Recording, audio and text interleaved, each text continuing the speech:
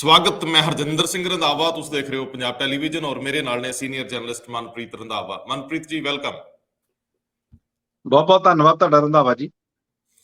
ਮਨਪ੍ਰੀਤ ਜੀ, ਮੈਂ ਉਹ ਦ੍ਰਿਸ਼ ਤਸੱਵਰ ਕਰ ਰਿਹਾ ਜਿਹਦੇ ਵਿੱਚ ਸੰਜੇ ਰਾਉਤ ਰਾਹੁਲ ਗਾਂਧੀ ਨੂੰ ਮਿਲਣ ਜਾਂਦੇ ਆ ਤੇ ਰਾਹੁਲ ਗਾਂਧੀ ਆਪਣੇ ਰੋਣੇ ਲੈ ਕੇ ਬਹਿ ਜਾਂਦੇ ਆ ਕਿ ਸਾਡੇ ਆਪਣੇ ਕਿੱਦਾਂ ਸਾਡੇ ਖਿਲਾਫ ਜਾਂਦੇ ਨੇ।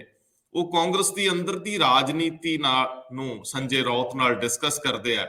ਪਰਿਸਥਿਤੀਆਂ ਦਾ ਵਿਅੰਗ ਵੇਖੋ ਕਿ ਇੱਕ ਧੁਰ ਵਿਰੋਧੀ ਸ਼ਿਵ ਸੈਨਾ, ਕਾਂਗਰਸ ਦੀ ਧੁਰ ਵਿਰੋਧੀ ਰਾਹੁਲ ਗਾਂਧੀ ਦੀ ਸਿਆਸਤ ਨੂੰ ਪ੍ਰਭਾਸ਼ਿਤ ਕਰਨ ਦਾ ਯਤਨ ਕਰ ਰਹੀ ਹੈ। ਬਹੁਤ ਦਿਲਚਸਪ ਹੈ, ਇਹਦੇ ਤੇ ਗੱਲ ਕਰਾਂਗੇ। ਕਾਂਗਰਸ ਦੇ ਕਿੰਨਾ ਆਗੂਆਂ ਦੇ ਖਿਲਾਫ, ਜਿਨ੍ਹਾਂ 'ਚ ਕੈਪਟਨ ਅਮਰਿੰਦਰ ਸਿੰਘ ਵੀ ਆ, ਰਾਹੁਲ ਗਾਂਧੀ ਆਪਣਾ ਗੁੱਸਾ ਤੇ ਨਾਰਾਜ਼ਗੀ ਦਿਖਾਉਂਦੇ ਆ। ਹੁਣ ਵੀ ਉਹ ਲੋਕ ਜਿਹੜੇ ਕਦਾਵਰ ਨੇ ਕਾਂਗਰਸ ਵਿੱਚ, ਉਹਨਾਂ ਦੇ ਖਿਲਾਫ ਰਾਹੁਲ ਗਾਂਧੀ ਦਾ ਦਰਦ ਪੂਰਾ ਛਲਕਿਆ। ਇਹਦੇ ਤੇ ਆਪਾਂ ਅੱਗੇ ਗੱਲ ਕਰਦੇ ਹਾਂ। ਲੇਕਿਨ ਇਸ ਦਰਦ ਵਿੱਚ ਇਜ਼ਾਫਾ ਉਦੋਂ ਹੋਰ ਹੁੰਦਾ ਕਿ ਕੱਲ ਰਾਜਸਥਾਨ ਦੇ ਵਿੱਚ ਜਦੋਂ ਕਾਂਗਰਸ ਆਪਣੀ ਸ਼ੋਅ ਆਫ ਸਟਰੈਂਥ ਕਰ ਰਹੀ ਸੀ, ਤਾਕਤ ਦਾ ਮੁਜ਼ਾਹਰਾ ਕਰ ਰਹੀ ਸੀ, ਉਸ ਵੇਲੇ ਉਹਨਾਂ ਦਾ ਸਟਾਰ ਕੰਪੇਨਰ ਨਵਜੋਤ ਸਿੰਘ ਸਿੱਧੂ ਇੱਥੇ ਬਹਿ ਕੇ ਇਹ ਕਹਿ ਰਿਹਾ ਸੀ ਕਿ ਹੁਣ ਸ਼ੋਅ ਪੀਸ ਨਹੀਂ ਬਣਨਾ। ਉਹ ਉੱਥੇ ਨਹੀਂ ਪਹੁੰਚੇ। ਮੁੱਖ ਮੰਤਰੀ ਜ਼ਰੂਰ ਚੰਨੀ ਸਾਹਿਬ ਪਹੁੰਚੇ। ਕਾਂਗਰਸ ਦੀ ਪ੍ਰਦੇਸ਼ ਦੀ ਸਿਆਸਤ ਖਿੰਡਦੀ ਜਾਂਦੀ ਆ ਔਰ ਇਹਦੇ ਵਿੱਚ ਨਵਜੋਤ ਸਿੰਘ ਸਿੱਧੂ ਕਾਂਗਰਸ ਨਾਲੋਂ ਵਿੱਥ ਬਣਾ ਕੇ ਖੜੇ ਨਜ਼ਰ ਆ ਰਹੇ ਆ। ਜੋ ਕੱਲ ਉਹਨਾਂ ਨੇ ਕਿਹਾ ਉਹਨੂੰ ਸੰਕੇਤਕ ਨਹੀਂ ਕਿਹਾ ਜਾ ਸਕਦਾ, ਹੁਣ ਤਾਂ ਸਿੱਧਾ ਐਲਾਨਨਾਮਾ ਹੈ। ਲੇਕਿਨ ਜੇ ਤੁਸੀਂ ਦੂਜੇ ਨਜ਼ਰੀਓਂ ਬੀਜੇਪੀ ਦੀ ਪੋਲਿਟਿਕਸ ਨੂੰ ਦੇਖੋਗੇ, ਰਾਹੁਲ ਗਾਂਧੀ ਉੱਥੇ ਵੀ ਨਿਸ਼ਾਨਾ ਸਾਧਦੇ ਆ ਕਿ ਇਹ ਹਿੰਦੂਵਾਦੀਆਂ ਦਾ ਨਹੀਂ, ਹਿੰਦੂਆਂ ਦਾ ਦੇਸ਼ ਆ। ਉਹ ਗੌਡਸੇ ਤੇ ਗਾਂਧੀ ਦਾ ਜ਼ਿਕਰ ਕਰਦਿਆਂ ਇਹ ਨਹੀਂ ਭੁੱਲਦੇ ਕਿ ਮੇਰੀ ਵੀ ਪੋਲਿਟਿਕਸ ਬਹੁਗਿਣਤੀ ਨਾਲ ਹੀ ਤੁਰਨੀ ਆ। ਸੋ ਜਦੋਂ ਤੁਸੀਂ ਬੀਜੇਪੀ ਦੀ ਇਸ ਪੋਲਿਟਿਕਸ ਨੂੰ ਨਿੰਦਦੇ ਹੋ ਤਾਂ ਦੂਜੀ ਧਿਰ ਵੀ ਉਸੇ ਪੋਲਿਟਿਕਸ ਵਿੱਚ ਅੱਗੇ ਵੱਧਦੀ ਆ, ਭਾਵੇਂ ਥੋੜਾ ਸੌਫਟ ਪੈਂਤੜਾ ਅਪਣਾਉਂਦੀ ਆ। ਇਹ ਸੌਫਟਨੈਸ ਜਿਹੜੀ ਆ, ਇਹ ਅੱਗੇ ਜਾ ਕੇ ਕਿੰਨਾ ਕੈਸ਼ ਕੀਤੀ ਜਾ ਸਕਦੀ ਹੈ ਦੇਖਣਾ ਹੈ। ਲੇਕਿਨ ਬੀਜੇਪੀ ਨੇ ਪੰਜਾਬ 'ਚ ਪੂਰੇ ਕਮਰ ਕੱਸੇ ਕੀਤੇ ਆ। 14 ਵਾਲੇ ਦਿਨ ਜਦੋਂ ਕਿੱਲੀ ਚਾਲਾਂ 'ਚ ਸੁਖਬੀਰ ਸਿੰਘ ਬਾਦਲ ਆਪਣਾ ਦਮਖਮ ਦਿਖਾਉਣਗੇ, ਉਸੇ ਵੇਲੇ ਜਿਹੜੀ ਭਾਰਤੀ ਜਨਤਾ ਪਾਰਟੀ ਆ ਉਹ ਅਕਾਲੀਆਂ ਦੇ ਤੇ ਕਾਂਗਰਸੀਆਂ ਦੇ ਬੰਦੇ ਚੱਕੂਗੀ। ਮੋਹਨ ਲਾਲ ਬੰਗੇ ਦਾ ਜ਼ਿਕਰ ਹੋ ਰਿਹਾ, ਚਰਨਜੀਤ ਟਵਾਲ ਦਾ ਜ਼ਿਕਰ ਹੋ ਰਿਹਾ, ਬਹੁਤ ਸਾਰੇ ਹੋਰ ਵੱਡੇ ਚਿਹਰੇ ਜਿਹੜੇ ਛੁਪਵੇਂ ਰੂਪ 'ਚ ਨੇ ਉਹ ਬੀਜੇਪੀ ਦੇ ਬੇੜੇ 'ਚ ਸਵਾਰ ਹੋਣਗੇ। ਲੇਕਿਨ ਇਹਦੇ ਸਮਾਨਾਂਤਰ ਜੇਕਰ ਤੁਸੀਂ ਥੋੜਾ ਜਿਹਾ ਅੱਗੇ ਵਧੋਗੇ ਤਾਂ ਕੇਜਰੀਵਾਲ ਨੂੰ ਸ਼ਾਇਦ ਅਜੇ ਵੀ ਉਮੀਦ ਆ ਕਿ ਨਵਜੋਤ ਸਿੰਘ ਸਿੱਧੂ ਜਾਂ ਰਾਜੇਵਾਲ, ਇਹ ਦੋਵੇਂ ਮੇਰੀ ਕਿਸ਼ਤੀ ਦੇ ਮਲਾਹ ਬਣ ਜਾਣਗੇ। ਇਹ ਦੋਵਾਂ ਦੇ ਸੰਕੇਤ ਵੀ ਆ ਰਹੇ ਆ। ਇਹਨਾਂ ਨੂੰ ਕਿੱਥੋਂ ਤੱਕ ਅਸੀਂ ਯਕੀਨ 'ਚ ਮੰਨ ਲਈਏ, ਗੱਲ ਵੱਖਰੀ ਆ। ਉਂਝ ਟਕੈਤ ਸਾਹਿਬ ਦਾ ਇਹ ਕਹਿਣਾ ਕਿ ਸਾਨੂੰ ਸਿੱਧਾ ਹਮਲਾ ਨਹੀਂ ਬੋਲਣਾ ਚਾਹੀਦਾ, ਸੰਕੇਤਕ ਸ਼ਬਦਾਂ 'ਚ ਉਹਨਾਂ ਨੇ ਕਿਹਾ ਕਿ ਸਾਨੂੰ ਸਹਿਜ ਨਾਲ ਚੱਲਣਾ ਚਾਹੀਦਾ, ਅਸੀਂ ਕੋਈ ਜੰਗ ਨਹੀਂ ਜਿੱਤੀ। ਇਹ ਤਾਂ ਸਹਿਮਤੀ ਵਾਲੀ ਗੱਲ ਆ, ਸਰਕਾਰ ਨੇ ਸਾਡੀਆਂ ਗੱਲਾਂ ਮੰਨੀਆਂ ਨੇ। ਇਹ ਇੱਕ ਯੂਪੀ ਦੀ ਰਾਜਨੀਤੀ ਆ। ਪੰਜਾਬ ਦੀ ਰਾਜਨੀਤੀ 'ਚ ਤਾਂ ਦਮਗਜੇ ਵੀ ਨੇ ਤੇ ਫਤਿਹ ਵੀ ਹੈ, ਇਹ ਦੋਵੇਂ ਪਹਿਲੂ ਨੇ। ਲੇਕਿਨ ਜੇ ਮੈਂ ਮੁੜ ਕੇ ਆਵਾਂ, ਕੁਝ ਖਬਰਾਂ ਹੋਰ ਨੇ, ਸ਼ਾਇਦ ਮੈਂ ਮਿਸ ਕਰ ਰਿਹਾ, ਮੈਨੂੰ ਜ਼ਰੂਰ ਯਾਦ ਕਰਾ ਦਿਓ ਅੱਗੇ ਜਾ ਕੇ। ਅਹਿਮ ਖਬਰਾਂ ਵੀ ਨੇ, ਉਹਨਾਂ 'ਚ ਸੁਖਬੀਰ ਬਾਦਲ ਦੀ ਇਹ ਵੀ ਖਬਰ ਆ ਕਿ ਐਸਕੇ ਸਥਾਨਾਂ ਦਾ ਛੁੱਟੀ ਤੇ ਜਾਣ ਦਾ ਤੇ 2 ਹੋਰ ਬਿਊਰੋ ਦੇ ਲੋਕਾਂ ਦਾ ਪਾਸੇ ਹੋਣ ਦਾ ਮਤਲਬ ਹੈ ਮੈਨੂੰ ਤੇ ਵਿਕਰਮ ਨੂੰ ਹੱਥ ਪਾਉਣ ਦੀ ਤਿਆਰੀ ਹੋ ਰਹੀ ਹੈ। ਵਿਕਰਮ ਤੇ ਮੈਨੂੰ ਹੱਥ ਪਾਉਣ ਦੀ ਤਿਆਰੀ ਦੇ ਬੜੇ ਡੂੰਘੇ ਅਰਥ ਆ ਕਿ ਸਰਕਾਰ ਦੇ ਅੰਦਰ ਤੇ ਸਰਕਾਰ ਦੇ ਬਾਹਰ ਦੋਈ ਤਰੀ ਕੋਈ ਪਲੈਨਿੰਗ ਹੋ ਰਹੀ ਹੈ, ਵਿਉਂਤਬੰਦੀ ਹੋ ਰਹੀ ਹੈ। ਸੋ ਸਭ ਤੋਂ ਪਹਿਲਾਂ ਰਾਹੁਲ ਗਾਂਧੀ ਜਦੋਂ ਗੁਲਾਮ ਨਬੀ ਆਜ਼ਾਦ, ਕੈਪਟਨ ਅਮਰਿੰਦਰ ਸਿੰਘ, ਮਮਤਾ ਬੈਨਰਜੀ, ਇਹਨਾਂ ਸਾਰਿਆਂ ਦਾ ਜ਼ਿਕਰ ਕਰਦੇ ਆ ਸੰਜੇ ਰਾਉਤ ਨਾਲ, ਉਹ ਆਪਣੀ ਅਖਬਾਰ ਦੇ ਵਿੱਚ ਇੱਕ ਕਾਲਮ ਦੇ ਵਿੱਚ ਇਹ ਸਾਰੀ ਰਾਜਨੀਤੀ ਨੂੰ ਪ੍ਰਭਾਸ਼ਿਤ ਕਰਦੇ ਆ ਤੇ ਇਹ ਵੀ ਕਹਿੰਦੇ ਆ ਕਿ ਇਹਨਾਂ ਨੂੰ ਲੋਕ ਮਾਨਿਆ ਤਿਲਕ ਵਰਗੀ ਰਾਜਨੀਤੀ ਕਰਨੀ ਚਾਹੀਦੀ ਭੈਣ ਭਰਾਵਾਂ ਨੂੰ। ਸੋ ਇਹ ਉਹ ਵੀ ਤਸਲੀਮ ਕਰ ਰਿਹਾ ਕਿ ਹੁਣ ਗਾਂਧੀ ਪਰਿਵਾਰ ਦੇ ਨਾਲ ਹੀ ਅੱਗੇ ਵਧਿਆ ਜਾ ਸਕਦਾ, ਕਿਉਂਕਿ ਪੁਰਾਣੇ ਯਾਰਾਨੇ ਮੁੜ ਪੈਣ ਦੀ ਸੰਭਾਵਨਾ ਸ਼ਾਇਦ ਮੱਧਮ ਹੋ ਗਈ ਕਿਤੇ। ਕੀ ਕਹਿੰਦੇ ਹੋ ਰੰਧਾਵਾ ਜੀ? ਦੇਖੋ, ਜੋ ਸੰਜੇ ਰਾਉਤ ਕਹਿ ਰਹੇ ਨੇ ਉਹ ਇਸ ਟਾਈਮ ਪੂਰੇ ਭਾਰਤ ਦੀ ਇੱਕ ਤਰ੍ਹਾਂ ਜਿਹੜੀ ਰਾਜਨੀਤੀ ਹੈ ਜਾਂ ਆਉਣ ਵਾਲੇ ਦਿਨਾਂ ਦੀ ਰਾਜਨੀਤੀ ਸਿਆਸਤ ਆ, ਉਸ ਨੂੰ ਪ੍ਰਭਾਸ਼ਿਤ ਕਰਦੀ ਹੈ ਜੀ। ਪਿਛਲੇ ਦਿਨਾਂ 'ਚ ਤੁਸੀਂ ਇੱਕ ਦੇਖੋ, ਇੱਕ ਬੜੀ ਕੋਸ਼ਿਸ਼ ਹੋਈ ਸੀ ਮਮਤਾ ਬੈਨਰਜੀ ਵੱਲੋਂ, ਤ੍ਰਿਣਮੂਲ ਕਾਂਗਰਸ ਵੱਲੋਂ, ਕਿ ਅਸੀਂ ਇੱਕ ਤੀਸਰਾ ਮੋਰਚਾ ਜਿਸ ਨੂੰ ਕਹਿੰਦੇ ਆ ਉਹ ਬਣਾਈਏ, ਜਿਹਦੇ ਵਿੱਚ ਉਹ ਸਾਰੀਆਂ ਵਿਰੋਧੀ ਪਾਰਟੀਆਂ ਇਕੱਠੀਆਂ ਹੋ ਜਾਣ, ਜਿਹੜੀ ਭਾਜਪਾ ਨੂੰ ਸੰਨ 2024 ਦੇ ਵਿੱਚ ਟੱਕਰ ਦੇਣ। ਇਹਦੇ ਵਿੱਚ ਇਹ ਵੀ ਮੈਂ ਕਹਿਣਾ ਚਾਹੁੰਦਾ ਕਿ ਮਮਤਾ ਬੈਨਰਜੀ ਉਹਨਾਂ ਦੀ ਆਪਣੀ ਵੀ ਇੱਕ ਇੱਛਾ ਸੀ, ਇੱਕ ਆਪਣੀ ਵੀ ਉਹਨਾਂ ਦੀ ਬਹੁਤ ਜਿਹੜੀ ਦੱਬੀ ਹੋਈ ਇੱਛਾ ਹੁੰਦੀ ਹੈ। ਕਿਸੇ ਵੀ ਜਿਹੜਾ ਕੋਈ ਸਿਆਸਤਦਾਨ ਹੁੰਦਾ, ਘੱਟੋ ਘੱਟ ਜਦੋਂ 2-4 ਵਾਰੀ ਮੁੱਖ ਮੰਤਰੀ ਬਣ ਜਾਂਦਾ ਤੇ ਫਿਰ ਉਹਨੂੰ ਅਗਲੀ ਰਾਹ ਦਿਸਦੀ ਹੈ ਕਿ ਮੁੱਖ ਮੰਤਰੀ ਬਹੁਤ ਵਾਰੀ ਬਣ ਗਏ, ਹੁਣ ਪ੍ਰਧਾਨ ਮੰਤਰੀ ਬਣ ਕੇ ਵੇਖ ਲਿਆ ਜਾਵੇ। ਉਹਨੂੰ ਲੱਗਦਾ ਕਿ ਮੇਰੀ ਜਿਹੜਾ ਮੇਰਾ ਪੋਪੂਲੈਰਿਟੀ ਆ ਜਾਂ ਲੋਕਾਂ ਦੇ ਵਿੱਚ ਮੈਂ ਜੋ ਹਰਮਨ ਜਿਹੜਾ ਪਿਆਰਾ ਹੋ ਰਿਹਾ ਉਹ ਬਹੁਤ ਜ਼ਿਆਦਾ ਹੋ ਰਿਹਾ, ਤੇ ਕਿਉਂ ਨਾ ਫਿਰ ਇਸ ਨੂੰ ਕੈਸ਼ ਹੀ ਕਰ ਲਿਆ ਜਾਵੇ, ਇਹ ਲੱਗਦਾ ਉਹਨੂੰ। ਲੇਕਿਨ ਮਮਤਾ ਬੈਨਰਜੀ ਨੇ ਜਦੋਂ ਵੱਖਰੀਆਂ ਵੱਖਰੀਆਂ ਪਾਰਟੀ ਦੇ ਨਾਲ ਗੱਲਬਾਤ ਕਰਨੀ ਸ਼ੁਰੂ ਕੀਤੀ, ਜਦੋਂ ਦਿੱਲੀ ਗਏ, ਸੋਨੀਆ ਗਾਂਧੀ ਨੂੰ ਮਿਲੇ ਨਹੀਂ, ਕਾਂਗਰਸ ਨੂੰ ਮਿਲੇ ਨਹੀਂ, ਤੇ ਜਾ ਕੇ ਸਿੱਧਾ ਉਹ ਮਹਾਰਾਸ਼ਟਰ ਮੁੰਬਈ ਪਹੁੰਚਦੇ ਆ, ਤੇ ਉੱਥੇ ਐਨਸੀਪੀ ਦੇ ਲੀਡਰ ਸ਼ਰਦ ਪਵਾਰ ਨਾਲ ਗੱਲ ਕਰਦੇ ਆ, ਸਾਰੀਆਂ ਪਾਰਟੀਆਂ ਨਾਲ ਬੁਲਾ ਕੇ ਗੱਲ ਕਰਦੇ ਆ, ਤੇ ਲੱਗਦਾ ਸੀ ਕਿ ਕਾਂਗਰਸ ਆ ਜਿਹੜੀ ਉਹ ਇਸ ਟਾਈਮ ਕਿਤੇ ਵੀ ਖੜਦੀ ਨਹੀਂ। ਤੇ ਉਹਨਾਂ ਨੇ ਇੱਕ ਬਿਆਨ ਦਿੱਤਾ ਸੀ ਕਿ ਕਿਹੜੀ ਯੂਪੀਏ ਖਤਮ ਹੋ ਚੁੱਕੀ ਆ। ਇਸ ਚੀਜ਼ ਦਾ ਬੜਾ ਤਿੱਖਾ ਰਿਐਕਸ਼ਨ ਆਇਆ ਸੀ। ਸਭ ਤੋਂ ਵੱਧ ਜਿਹੜਾ ਰਿਐਕਸ਼ਨ ਦਿੱਤਾ ਸੀ ਉਹ ਦਿੱਤਾ ਸੀ ਸ਼ਿਵ ਸੈਨਾ ਨੇ। ਸੰਜੇ ਰਾਉਤ ਉਹਨਾਂ ਦੇ ਮੁੱਖ ਸਪੋਕਸਪਰਸਨ ਨੇ, ਉਹਨਾਂ ਵੱਲੋਂ ਬਿਆਨਬਾਜ਼ੀਆਂ ਆਉਂਦੀ ਨੇ, ਤੇ ਉਹੀ ਜਿਹੜੇ ਸਾਹਮਣਾ ਉਹਨਾਂ ਦਾ ਆਪਣਾ ਇੱਕ ਮਾਊਥਪੀਸ ਅਖਬਾਰ ਉਹ ਕੱਢਦੇ ਆ, ਉਹਦੇ ਚ ਸੰਪਾਦਕੀ ਵੀ ਉਹੀ ਲਿਖਦੇ ਆ। ਇਸ ਵਾਰੀ ਫਿਰ ਉਹਨਾਂ ਨੇ ਸੰਪਾਦਕੀ ਲਿਖੀ ਹੈ, ਤੇ ਇਸ ਵਾਰੀ ਕੁਝ ਖਾਸ ਖੁਲਾਸੇ ਕੀਤੇ ਆ, ਤੇ ਉਹ ਰਾਹੁਲ ਗਾਂਧੀ ਨੂੰ ਲੈ ਕੇ ਕੀਤੇ ਆ। ਕੀ ਸੋਚ ਆ ਰਾਹੁਲ ਗਾਂਧੀ ਇਸ ਵਕਤ ਕੀ ਸੋਚ ਰਹੇ ਆ? ਦੇਖੋ, ਸਭ ਤੋਂ ਵੱਡੀ ਗੱਲ ਤਾਂ ਉਹਨਾਂ ਨੇ ਗੱਲ ਬਿਲਕੁਲ ਤੁਸੀਂ ਪਹਿਲੇ ਹੀ ਇਹ ਬਿਆਨ ਕਰ ਦਿੱਤੀ ਆ ਕਿ ਤੁਸੀਂ ਲੋਕ ਮਾਨਿਆ ਤਿਲਕ ਵਰਗੀ ਰਾਜਨੀਤੀ ਕਰੋ, ਜਿਸ ਨੇ ਕਾਂਗਰਸ ਨੂੰ ਬਹੁਤ ਉੱਚੀਆਂ ਥਾਵਾਂ ਤੇ ਲੈ ਕੇ ਸੀ, ਇੱਕ ਕ੍ਰਾਂਤੀ ਲੈ ਕੇ ਆਏ ਸੀ, ਜਿਸ ਕਰਕੇ ਕਾਂਗਰਸ ਦਾ ਵਕਾਰ ਬਹੁਤ ਵਧਿਆ ਸੀ। ਦੂਸਰੀ ਗੱਲ ਉਹ ਕਰਦੇ ਆ, ਉਹ ਗੱਲਾਂ ਕਰਦੇ ਆ, ਉਸ ਸੰਪਾਦਕੀ ਚ ਲਿਖਦੇ ਆ ਕਿ ਕੀ ਦਰਦ, ਕੀ ਕੁਝ ਉਹਨਾਂ ਨੇ ਫਰੋਲਿਆ ਰਾਹੁਲ ਗਾਂਧੀ ਨੇ ਉਹਨਾਂ ਨਾਲ ਬੈਠ ਕੇ। ਮੈਂ ਇੱਕ ਗੱਲ ਹੋਰ ਇੱਥੇ ਦੱਸਦਾ, ਰਾਹੁਲ ਗਾਂਧੀ ਨੇ ਇੱਕ ਗੱਲ ਕਹੀ ਕਿ ਇਹ ਜਿਹੜੀ ਕਾਂਗਰਸ ਪਾਰਟੀ ਹੁਣ ਬਣ ਗਈ ਆ, ਤੁਸੀਂ ਦੇਖੋ ਇਹਨਾਂ ਨੇ ਆਪਣੇ ਪ੍ਰਧਾਨ ਚੁਣਨੇ ਛੱਡਤੇ ਆ। ਹੁਣ ਇਹ ਪ੍ਰਧਾਨ ਨਹੀਂ ਚੁਣਦੇ, ਨਾ ਪ੍ਰਧਾਨ ਕਿਸੇ ਨੂੰ ਥਾਪਦੇ ਆ। ਉਹ ਇਸ ਸੰਦਰਭ ਚ ਕਹਿ ਰਹੇ ਸੀ ਕਿ ਜਦੋਂ ਰਾਹੁਲ ਗਾਂਧੀ ਨੇ ਕਿਹਾ ਸੀ ਕਿ ਠੀਕ ਆ, ਜੇ ਮੈਂ ਸਨ 2019 ਦੀਆਂ ਚੋਣਾਂ ਨਹੀਂ ਜਿੱਤ ਸਕਿਆ ਮੇਰੀ ਪ੍ਰਧਾਨਗੀ ਦੇ ਵਿੱਚ, ਜਾਂ ਹੋਰ ਕਈ ਇਸ ਤਰ੍ਹਾਂ ਦੇ ਸੂਬੇ ਦੀਆਂ ਚੋਣਾਂ, ਤੇ ਮੈਂ ਅਸਤੀਫਾ ਲਓ, ਆ ਮੇਰਾ ਅਸਤੀਫਾ ਫੜੋ, ਹੋ ਸਕਦਾ ਮੈਂ ਪਾਰਟੀ ਨੂੰ ਉਭਾਰ ਨਹੀਂ ਸਕਦਾ, ਲੇਕਿਨ ਨਵਾਂ ਪ੍ਰਧਾਨ ਚੁਣ ਲਓ। ਇਹੀ ਕਾਂਗਰਸ ਪਾਰਟੀ ਨੇ ਪ੍ਰਧਾਨ ਨਹੀਂ ਚੁਣਿਆ, ਔਰ ਅੱਜ ਤੱਕ ਪ੍ਰਧਾਨ ਨਹੀਂ ਚੁਣਿਆ। ਕਾਂਗਰਸ ਦੇ ਜਿਹੜੇ ਸੋਨੀਆ ਗਾਂਧੀ ਨੇ ਉਹ ਅੱਜ ਵੀ ਐਕਟਿੰਗ ਜਿਹੜੇ ਆ ਉਹ ਪ੍ਰੈਜ਼ੀਡੈਂਟ ਨੇ। ਸੋ ਇੱਕ ਤਾਂ ਉਹਨਾਂ ਨੂੰ ਇਸ ਗੱਲ ਦਾ ਡਰ ਸੀ ਕਿ ਆਪ ਮੁਹਾਰੇ ਹੋ ਕੇ ਅੱਗੇ ਫੈਸਲਾ ਨਹੀਂ ਲੈਂਦੇ, ਸਗੋਂ ਰੁੱਸ ਕੇ ਬਹਿ ਜਾਂਦੇ ਆ। ਰੁੱਸ ਕੇ ਬਹਿ ਜਾਂਦੇ ਜਦੋਂ ਇਹਨਾਂ ਨਾਲ ਗੱਲ ਕਰਦੇ ਆ, ਅਸੀਂ ਉਹ ਸਾਰੇ ਕਾਂਗਰਸ ਦੇ ਲੀਡਰਸ ਨੂੰ, ਚਾਹੇ ਉਹ ਗਰੁੱਪ 23 ਵਾਲੇ ਹੋਣ, 23 ਵਾਲੇ, ਜਿਹੜੇ ਉਹ ਸਾਰੇ ਲੀਡਰ ਨੇ ਜਿਹੜੇ ਕਾਂਗਰਸ ਦੀ ਸੀਨੀਅਰ ਲੀਡਰਸ਼ਿਪ ਨਾਲ ਜਾਂ ਗਾਂਧੀ ਪਰਿਵਾਰ ਦੇ ਨਾਲ ਰੁੱਸੇ ਹੋਏ ਨੇ, ਵੀ ਜਦੋਂ ਅਸੀਂ ਇਹਨਾਂ ਨੂੰ ਕਹਿੰਦੇ ਆ ਕਿ ਅੱਗੇ ਆ ਕੇ ਬਾਗਡੋਰ ਸੰਭਾਲੋ, ਸਾਨੂੰ ਸੇਧ ਦਿਓ, ਤੇ ਉਦੋਂ ਇਹ ਰੁੱਸ ਕੇ ਬੈਠ ਜਾਂਦੇ। ਇੱਕ ਚੀਜ਼ ਮੈਂ ਤੁਹਾਨੂੰ ਇਹ ਚ ਹੋਰ ਵੀ ਸਪਸ਼ਟ ਕਰਦਾ ਰੰਧਾਵਾ ਜੀ, ਕਾਂਗਰਸ ਦੇ ਵਿੱਚ ਰਾਹੁਲ ਗਾਂਧੀ ਇਕੱਲੇ ਨੇ ਜਿਹੜੇ ਆਰਐਸਐਸ ਦੇ ਖਿਲਾਫ, ਬੀਜੇਪੀ ਦੇ ਖਿਲਾਫ ਬਹੁਤ ਅੱਗੇ ਵੱਧ ਕੇ ਤੇ ਬੜਾ ਸਖਤ ਬੋਲ ਰਿਹਾ। ਕੋਈ ਤੁਹਾਨੂੰ ਲੀਡਰ ਜਿਹੜਾ ਇਸ ਟਾਈਮ ਬੋਲਦਾ ਹੋਇਆ ਵਿਖਾਈ ਨਹੀਂ ਦਿੰਦਾ। ਇਸ ਤਰ੍ਹਾਂ ਲੱਗਦਾ ਕਿ ਇਹ ਜਿਹੜੇ ਸਾਰੇ ਸੀਨੀਅਰ ਲੀਡਰਸ ਤਾਂ ਹੋ ਗਏ ਆ, ਪਰ ਕਿਤੇ ਨਾ ਕਿਤੇ ਸਮਝੌਤੇ ਕਰਕੇ ਬੈਠੇ ਆ, ਜਾਂ ਹੋ ਸਕਦਾ ਇਹਨਾਂ ਦੇ ਕੀ ਕੁਝ ਭਾਜਪਾ ਕੋਲੇ ਆ ਜਾਂ ਭਾਜਪਾ ਦੀ ਕੇਂਦਰ ਸਰਕਾਰ ਕੋਲੇ, ਸਾਨੂੰ ਨਹੀਂ ਪਤਾ, ਲੇਕਿਨ ਚੁੱਪ ਜ਼ਰੂਰ ਬੈਠੇ ਆ। ਉਸ ਗੱਲ ਤੇ ਆਪਾਂ ਬਾਅਦ ਚ ਆਉਂਦੇ ਆ। ਫਿਰ ਉਹ ਜ਼ਿਕਰ ਕਰਦੇ ਆ ਉਸੇ ਗੱਲ ਦੇ ਵਿੱਚ ਸੰਪਾਦਕੀ ਦੇ ਵਿੱਚ ਗੁਲਾਮ ਨਬੀ ਆਜ਼ਾਦ ਦੀ। ਤੁਹਾਨੂੰ ਯਾਦ ਆ ਜਦੋਂ ਰਾਜ ਸਭਾ ਦੀ ਟਰਮ ਮੁੱਕੀ ਸੀ ਗੁਲਾਮ ਨਬੀ ਆਜ਼ਾਦ ਦੀ, ਤੇ ਪ੍ਰਧਾਨ ਮੰਤਰੀ ਨਰਿੰਦਰ ਮੋਦੀ ਵੀ ਉੱਥੇ ਹਾਜ਼ਰ ਸੀ, ਤੇ ਉਹਨਾਂ ਨੂੰ ਇੱਕ ਤਰ੍ਹਾਂ ਦੀ ਫੇਅਰਵੈਲ ਦੇ ਰਹੇ ਸੀ, ਤੇ ਆਪਸ ਦੇ ਵਿੱਚ ਪ੍ਰਧਾਨ ਮੰਤਰੀ ਦੀਆਂ ਵੀ ਅੱਖਾਂ ਨਮ ਹੋ ਗਈਆਂ ਸੀ, ਤੇ ਗੁਲਾਮ ਨਬੀ ਆਜ਼ਾਦ ਜਿਹੜੇ ਸੀ ਉਹ ਵੀ ਇਮੋਸ਼ਨਲ ਹੋ ਗਏ ਸੀ, ਇੱਕ ਦੂਸਰੇ ਲਈ ਬੜਾ ਪਿਆਰ ਝਲਕਿਆ ਸੀ। ਤੇ ਉਦੋਂ ਇਹ ਲੱਗਦਾ ਸੀ ਕਿ ਸ਼ਾਇਦ ਗੁਲਾਮ ਨਬੀ ਆਜ਼ਾਦ ਨੂੰ ਭਾਰਤੀ ਜਨਤਾ ਪਾਰਟੀ ਲਈ ਜਾਊਗੀ। ਖੈਰ ਉਹ ਗਏ ਨਹੀਂ। ਤੇ ਗੁਲਾਮ ਨਬੀ ਆਜ਼ਾਦ ਬਾਰੇ ਉਹ ਕਹਿੰਦੇ ਜੀ ਇਹਨਾਂ ਨੂੰ ਅਸੀਂ ਕਿਹਾ ਕਿ ਤੁਹਾਨੂੰ ਜੰਮੂ ਕਸ਼ਮੀਰ ਜਾਓ, ਤੁਸੀਂ ਉੱਥੇ ਕੰਮ ਕਰੋ, ਤੁਸੀਂ ਉੱਥੋਂ ਦੇ ਸਾਬਕਾ ਮੁੱਖ ਮੰਤਰੀ ਰਹੇ ਹੋ, ਤੇ ਉੱਥੇ ਕੰਮ ਕਰਨ ਦੀ ਬਹੁਤ ਲੋੜ ਆ। ਤੇ ਗੁਲਾਮ ਨਬੀ ਆਜ਼ਾਦ ਜਦੋਂ ਅੱਗੋਂ ਕਹਿੰਦੇ ਉੱਥੇ ਤਾਂ ਕੋਈ ਕਾਂਗਰਸ ਦਾ ਆਧਾਰ ਹੀ ਨਹੀਂ, ਜੇ ਕਾਂਗਰਸ ਦਾ ਆਧਾਰ ਨਹੀਂ ਤੇ ਜਾ ਕੇ ਬਣਾਓ, ਪੈਦਾ ਕਰੋ।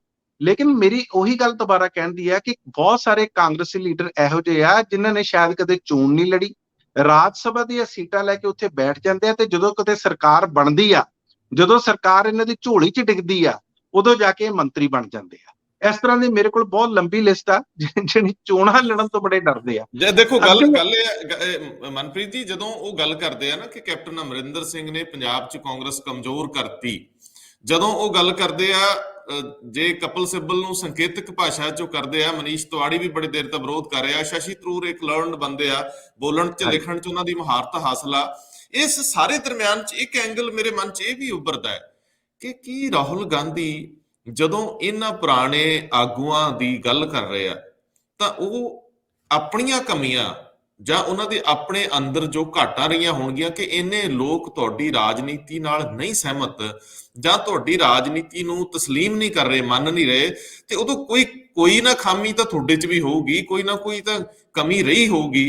ਇੱਕ ਤਰ੍ਹਾਂ ਨਾਲ ਰਾਹੁਲ ਗਾਂਧੀ ਆਪਣੀਆਂ ਗਲਤੀਆਂ ਨੂੰ ਅਸਿੱਧੇ ਤੌਰ ਤੇ ਮੰਨ ਰਹੇ ਆ ਕਿ ਮੈਂ ਅਸਫਲ ਹੋਇਆ ਕਾਂਗਰਸ ਦੀ ਉਸ ਰਵਾਇਤ ਨੂੰ ਅੱਗੇ ਵਧਾਉਣ 'ਚ ਬਤੌਰ ਲੀਡਰ। ਜੀ ਬਿਲਕੁਲ ਤੁਹਾਡੀ ਗੱਲ ਠੀਕ ਆ। ਕੋਈ ਵੀ ਸਿਆਸਤਦਾਨ, ਕੋਈ ਵੀ ਪੋਲੀਟੀਸ਼ੀਅਨ, ਖਾਸ ਤੌਰ ਤੇ ਰਾਹੁਲ ਗਾਂਧੀ ਜਾਂ ਕਿਸੇ ਹੋਰ ਨੂੰ ਵੀ ਕਹਿ ਲਈਏ, ਉਹ ਆਪਣੇ ਆਪ ਦੇ ਵਿੱਚ ਪੂਰਕ ਨਹੀਂ ਹੁੰਦਾ, ਜੀ ਆਪਣੇ ਆਪ ਦੇ ਵਿੱਚ ਪਰਫੈਕਟ ਨਹੀਂ ਹੁੰਦਾ, ਬਹੁਤ ਸਾਰੀਆਂ ਕਮੀਆਂ ਪੇਸ਼ੀਆਂ ਉਸ 'ਚ ਹੁੰਦੀਆਂ। ਇਸੇ ਕਰਕੇ ਮੈਂ ਉਦਾਹਰਨ ਦਿੱਤੀ ਸੀ ਕਿ ਜਦੋਂ ਉਹ ਉਸ ਪ੍ਰਧਾਨਗੀ ਦੇ ਪਦ ਤੋਂ ਹਟੇ ਸੀ, ਉਸ ਅਹੁਦੇ ਤੋਂ ਹਟੇ ਸੀ, ਤਾਂ ਉਸ ਟਾਈਮ ਸਾਰੇ ਕੋਲੇ ਮੌਕਾ ਸੀ, ਲੇਕਿਨ ਕੋਈ ਅੱਗੇ ਨਹੀਂ ਵਧਿਆ। ਅੱਜ ਵੀ ਆਪਾਂ ਕਹਿ ਦਈਏ, ਔਰ ਤੁਸੀਂ ਦੇਖੋ ਭਾਰਤੀ ਜਨਤਾ ਪਾਰਟੀ ਨੇ ਇਸ ਗੱਲ ਦਾ ਕਿੰਨਾ ਫਾਇਦਾ ਉਠਾਇਆ। ਤੁਹਾਨੂੰ ਵੀ ਪਤਾ ਰੰਧਾਵਾ ਜੀ, ਕਿੰਨੀਆਂ ਮੀਮਸ, ਕਿੰਨੀਆਂ ਵੀਡੀਓਜ਼ ਬਣਾ ਕੇ ਪੇਸ਼ ਕੀਤੀਆਂ ਗਈਆਂ ਔਰ ਕਰੋੜਾਂ ਰੁਪਏ ਖਰਚ ਕੀਤੇ ਗਏ ਕਿ ਰਾਹੁਲ ਗਾਂਧੀ ਜਿਹੜੇ ਉਹਨਾਂ ਨੂੰ ਸਭ ਤੋਂ ਵੱਡਾ ਖਤਰਾ ਲੱਗਦੇ ਸੀ ਗਾਂਧੀ ਪਰਿਵਾਰ ਤੋਂ ਜਾਂ ਕਾਂਗਰਸ ਤੋਂ, ਉਹਨਾਂ ਨੂੰ ਪੱਪੂ ਬਣਾਉਣ ਦੇ ਵਿੱਚ। ਇਹ ਆਪਾਂ ਨੂੰ ਸਾਰਿਆਂ ਨੂੰ ਪਤਾ। ਔਰ ਇਸ ਪਿੱਛੇ ਅਕਸਰ ਬੜੇ ਸੀਰੀਅਸ ਤੇ ਸੰਜੀਦਾ ਆਰਟੀਕਲਸ ਵੀ ਲਿਖੇ ਗਏ ਕਿ ਉਹਨਾਂ ਨੂੰ ਇਸ ਤਰ੍ਹਾਂ ਬਣਾ ਕੇ ਪੇਸ਼ ਕੀਤਾ ਜਾਵੇ ਕਿ ਇਹਨਾਂ ਨੂੰ ਨਾ ਰਾਜਨੀਤੀ ਬਾਰੇ ਪਤਾ, ਨਾ ਇਹਨਾਂ ਦੀ ਰਾਜਨੀਤਿਕ ਸੋਚ ਆ, ਨਾ ਇਹਨਾਂ ਨੂੰ ਸਿਆਸੀ ਸਮਝ ਆ। ਇਹ ਤਾਂ ਇੱਕ ਪਰਿਵਾਰ 'ਚ ਪੈਦਾ ਹੋ ਗਏ, ਸਿਰਫ ਉਸ ਪਰਿਵਾਰ ਦਾ ਇੱਕ ਲਾਭ ਲੈ ਰਹੇ ਆ, ਇੱਕ ਲਾਹਾ ਲੈ ਰਹੇ ਆ, ਪਰ ਤਾਂ ਪਰ ਇੱਥੇ ਪਰ ਪਰ ਪਰ ਮਨਪ੍ਰੀਤ ਜੀ, ਇਹ ਵੀ ਤਾਂ ਇੱਕ ਪਹਿਲੂ ਆ ਕਿ ਪੂਰੀ ਭਰੀ ਹੋਈ ਲੋਕ ਸਭਾ ਦੇ ਵਿੱਚ ਰਾਹੁਲ ਗਾਂਧੀ ਆਪਣੀ ਸੀਟ ਤੋਂ ਉੱਠਦੇ ਆ ਔਰ ਜਾ ਕੇ ਪ੍ਰਧਾਨ ਮੰਤਰੀ ਨੂੰ ਕਹਿੰਦੇ ਉੱਠੋ ਉੱਠੋ ਉੱਠੋ ਉੱਠੋ ਉੱਠੋ, ਮੈਂ ਗਲਵੱਕੜੀ, ਮੈਂ ਜੱਫੀ ਪਾਉਣੀ। ਦੇਖੋ, ਇਸ ਰਾਜਨੀਤੀ ਨੂੰ ਵੀ ਤੇ ਤੁਸੀਂ ਉਸੇ ਰਾਜਨੀਤੀ 'ਚ ਰੱਖੋਗੇ ਜਿਹਦੇ ਉਹ ਇਸ਼ਤਿਹਾਰ ਬਣਾਉਂਦੇ ਨੇ। ਇਸੇ ਰਾਜਨੀਤੀ ਨੂੰ ਤੁਸੀਂ ਦੂਜੇ ਐਂਗਲ ਤੋਂ ਨਹੀਂ ਵੇਖਦੇ ਤੇ ਤੁਸੀਂ ਆਪਣੇ ਸਿਆਸੀ ਦ੍ਰਿਸ਼ ਵਿੱਚੋਂ ਗੈਰ ਹਾਜ਼ਰ ਵੀ ਹੋ ਜਾਂਦੇ ਹੋ। ਇੱਕ ਏਡੀ ਵੱਡੀ ਜ਼ਿੰਮੇਵਾਰੀ, ਇੱਕ ਪੂਰੇ ਦੇਸ਼ 'ਚ ਮੁੱਖ ਵਿਰੋਧੀ ਧਿਰ ਦੀ ਭੂਮਿਕਾ ਦੇ ਵਿੱਚ ਨਾ ਹੋ ਕੇ ਤੁਸੀਂ ਕਈ ਵਾਰੀ ਐਬਸੈਂਟ ਹੋ ਜਾਂਦੇ ਹੋ। ਦੇਖੋ, ਸਵਾਲ ਤਾਂ ਇਹ ਸੀਗਾ ਕਿ ਜੇ ਤੁਸੀਂ ਰਾਜਨੀਤੀ 'ਚ ਹੋਲ ਟਾਈਮਰ ਨਹੀਂਗੇ ਤਾਂ ਫਿਰ ਤੁਸੀਂ ਰਾਜਨੀਤੀ ਤੋਂ ਪਾਸੇ ਹੋ ਜਾਓ, ਇੱਕ ਰਾਜ ਸਭਾ ਦੇ ਵਿੱਚ ਚਲੇ ਜਾਓ, ਛੱਡ ਦਿਓ ਔਰ ਐਲਾਨ ਕਰ ਦਿਓ ਕਿ ਮੈਂ ਇਸ ਦੇਸ਼ ਵਿੱਚ ਵਿਰੋਧੀ ਧਿਰ ਦਾ ਚਿਹਰਾ ਨਹੀਂ। ਤੁਸੀਂ ਪ੍ਰਧਾਨਗੀ ਛੱਡ ਕੇ ਵੀ ਪ੍ਰਮੁੱਖ ਲੀਡਰ ਕਾਂਗਰਸ ਦੇ ਰਹਿਣਾ ਹੈ ਤਾਂ ਫਿਰ ਲੋਕ ਤਾਂ ਕਹਿਣਗੇ ਨਾ, ਫਿਰ ਜ਼ਿੰਮੇਵਾਰੀ ਓਟੋ। ਫਿਰ ਉਹ ਲੋਕ ਕਹਿੰਦੇ ਨੇ ਨਾ ਕਿ ਫਿਰ ਤੁਸੀਂ ਪਰਿਵਾਰਕ ਲੀਹ ਨੂੰ ਤੋੜੋ, ਕਿਉਂਕਿ ਜਦੋਂ ਕੋਈ 23 ਲੋਕ ਚਿੱਠੀ ਲਿਖਦੇ ਆ ਤੇ ਨਾਲ ਦੀ ਨਾਲ 25 27 20 ਖਲੋ ਜਾਂਦੇ ਆ ਉਹਨਾਂ ਦੀ ਕਾਰਜਕਾਰਨੀ 'ਚ ਕਿ ਨਹੀਂ, ਪਰਿਵਾਰ ਦੇ ਖਿਲਾਫ ਅਸੀਂ ਨਹੀਂ ਜਾਣਾ। ਸੋ ਉਸ ਰਾਜਨੀਤੀ ਨੂੰ ਉਸੇ ਦਿਸ਼ਾ 'ਚ ਵਧਾਓਗੇ ਨਾ। ਫਿਰ ਇਹ ਦੋ ਪਹਿਲੂ ਨੇ। ਦੇਸ਼ ਨੂੰ ਜਦੋਂ ਸਭ ਤੋਂ ਵੱਧ ਲੋੜ ਸੀ ਕਿ ਉਹ ਦੇਸ਼ ਦੇ ਸ਼ਾਸਕਾਂ ਦੇ ਖਿਲਾਫ ਕੋਈ ਧਿਰ, ਕੋਈ ਲਹਿਰ ਦੇ ਰੂਪ ਵਿੱਚ ਅੱਗੇ ਵਧੇ ਤੇ ਕੋਈ ਉਹਨਾਂ ਨੂੰ ਲੀਡ ਕਰੇ, ਤੇ ਸਭ ਤੋਂ ਪੁਰਾਣੀ ਰਵਾਇਤੀ ਪਾਰਟੀ ਉਦੋਂ ਗੈਰ ਹਾਜ਼ਰ ਲੱਗਦੀ ਹੈ। ਤਾਂ ਹੀ ਤਾਂ ਮਮਤਾ ਬੈਨਰਜੀ ਲਈ ਸਪੇਸ ਖਾਲੀ ਹੋ ਰਹੀ ਹੈ, ਤਾਂ ਹੀ ਤਾਂ ਕੇਜਰੀਵਾਲ ਨੂੰ ਇਹ ਸ਼ਾਇਦ ਸੁਪਨਾ ਪਲਦਾ ਲੱਗਦਾ ਹੈ ਕਿ ਮੈਂ ਮੁੱਖ ਪ੍ਰਧਾਨ ਮੰਤਰੀ ਬਣ ਜਾਊਂਗਾ। ਤਾਂ ਹੀ ਤੇ ਫਿਰ ਕਦੇ ਕਦੇ ਸ਼ਰਦ ਪਵਾਰ, ਕਦੇ ਕਦੇ ਨਤੀਸ਼ ਕੁਮਾਰ ਤੇ ਫਿਰ ਬਹੁਤ ਸਾਰੇ ਹੋਰ ਲੋਕ ਵੀ ਅੱਗੇ ਵੱਧਦੇ ਦਿਸਦੇ ਆ। ਲੇਕਿਨ ਕਿਉਂਕਿ ਸਾਰਿਆਂ ਨੂੰ ਸਾਰੀਆਂ ਸਟੇਟਾਂ 'ਚ ਉਹਨਾਂ ਸਮਰਥਨ ਹਾਸਲ ਨਹੀਂ, ਇੱਕ ਵੱਡੀ ਪਾਰਟੀ ਸਿਮਟ ਰਹੀ ਆ, ਛੋਟੀਆਂ ਵੱਡੀਆਂ ਹੋਣਾ ਚਾਹ ਰਹੀਆਂ। ਟਿੱਪਣੀ ਜ਼ਰੂਰ ਚਾਹੂੰਗਾ। ਬਿਲਕੁਲ ਤੁਹਾਡੀ ਗੱਲ ਠੀਕ ਆ। ਜਦੋਂ ਤੁਸੀਂ ਪ੍ਰਧਾਨ ਮੰਤਰੀ ਨੂੰ ਜਾ ਕੇ ਜੱਫੀ ਪਾਉਣ ਦੀ ਕੋਸ਼ਿਸ਼ ਕਰਦੇ ਹੋ, ਉਹਨਾਂ ਨੂੰ ਗਲਵੱਕੜੀ ਪਾਉਂਦੇ ਹੋ, ਜਾਂ ਤੁਸੀਂ ਬਹੁਤ ਲੰਮਾ ਸਮਾਂ ਸਿਆਸਤ ਦੇ ਵਿੱਚੋਂ ਗੈਰ ਹਾਜ਼ਰ ਰਹਿੰਦੇ ਹੋ, ਤੇ ਤੁਹਾਡੇ ਤੇ ਕਿੰਤੂ ਪਰੰਤੂ ਜਿਹੜੇ ਹੋਣੇ ਆ ਉਹ ਲਾਜ਼ਮੀ ਆ। ਜਦੋਂ ਤੁਸੀਂ ਸੜਕਾਂ ਤੇ ਨਹੀਂ ਉਤਰਦੇ, ਜਦੋਂ ਤੁਸੀਂ ਜੇਲ੍ਹਾਂ ਨਹੀਂ ਭਰਦੇ ਜਾਂ ਉਹਨਾਂ ਮੁੱਦਿਆਂ ਨੂੰ ਲੈਂਦੇ ਨਹੀਂ, ਚੱਕਦੇ ਨਹੀਂ, ਤੇ ਫਿਰ ਤੁਹਾਡੇ ਤੇ ਪ੍ਰਸ਼ਨ ਉੱਠਣਗੇ। ਇਹ ਬਿਲਕੁਲ ਤੁਹਾਡੇ ਗੱਲ ਨਾਲ ਮੈਂ ਸਹਿਮਤ ਹਾਂ। ਲੇਕਿਨ ਮੈਂ ਨਾਲ ਦੀ ਨਾਲ ਇੱਥੇ ਇਹ ਗੱਲ ਵੀ ਕਰਦਾ ਕਿ ਜਿਸ ਵੇਲੇ ਇਹ ਗਲਵੱਕੜੀ ਪਾਈ ਗਈ ਸੀ, ਜੱਫੀ ਪਾਈ ਗਈ ਸੀ, ਉਹਦਾ ਮਕਸਦ ਇਹ ਸੀ ਕਿ ਤੁਸੀਂ ਸਾਨੂੰ, ਜਿਹੜੇ ਆਪੋਜੀਸ਼ਨ ਨੂੰ ਜਾਂ ਵਿਰੋਧੀ ਪਾਰਟੀਆਂ ਨੂੰ, ਦੁਸ਼ਮਣ ਕਰਕੇ ਨਾ ਜਾਣੋ। ਅਸੀਂ ਤੁਹਾਡੇ ਵਿਰੋਧੀ ਆ, ਤੁਹਾਡੇ ਸਿਆਸੀ ਵਿਰੋਧੀ ਆ, ਤੁਹਾਡੇ ਜਾਤੀ ਵਿਰੋਧੀ ਨਹੀਂ ਆ। ਤੁਸੀਂ ਪਾਰਲੀਮੈਂਟ ਦੇ ਵਿੱਚ ਆ ਕੇ ਸਾਨੂੰ ਬਹਿਸ ਕਰਨ ਦਿਓ, ਸਾਨੂੰ ਮੁੱਦੇ ਚੁੱਕਣ ਦਿਓ। ਤੁਸੀਂ ਦੇਖੋ, ਪਾਰਲੀਮੈਂਟ ਉਹ ਇੱਕ ਜਗ੍ਹਾ ਹੁੰਦੀ ਆ ਜਿੱਥੇ ਸਾਰੇ ਐਮਪੀਜ਼ ਜਾ ਕੇ, ਜਿੰਨੇ ਸਾਡੇ ਚੁਣੇ ਹੋਏ ਨੁਮਾਇੰਦੇ ਆ, ਸੰਸਦ ਆ, ਉਹ ਬਹਿਸ ਕਰਦੇ ਨੇ, ਮੁੱਦਿਆਂ ਨੂੰ ਚੁੱਕਦੇ। ਉਸ ਪਾਰਲੀਮੈਂਟ ਦੇ ਵਿੱਚ ਬਹਿਸਾਂ ਹੀ ਖਤਮ ਹੋ ਗਈਆਂ।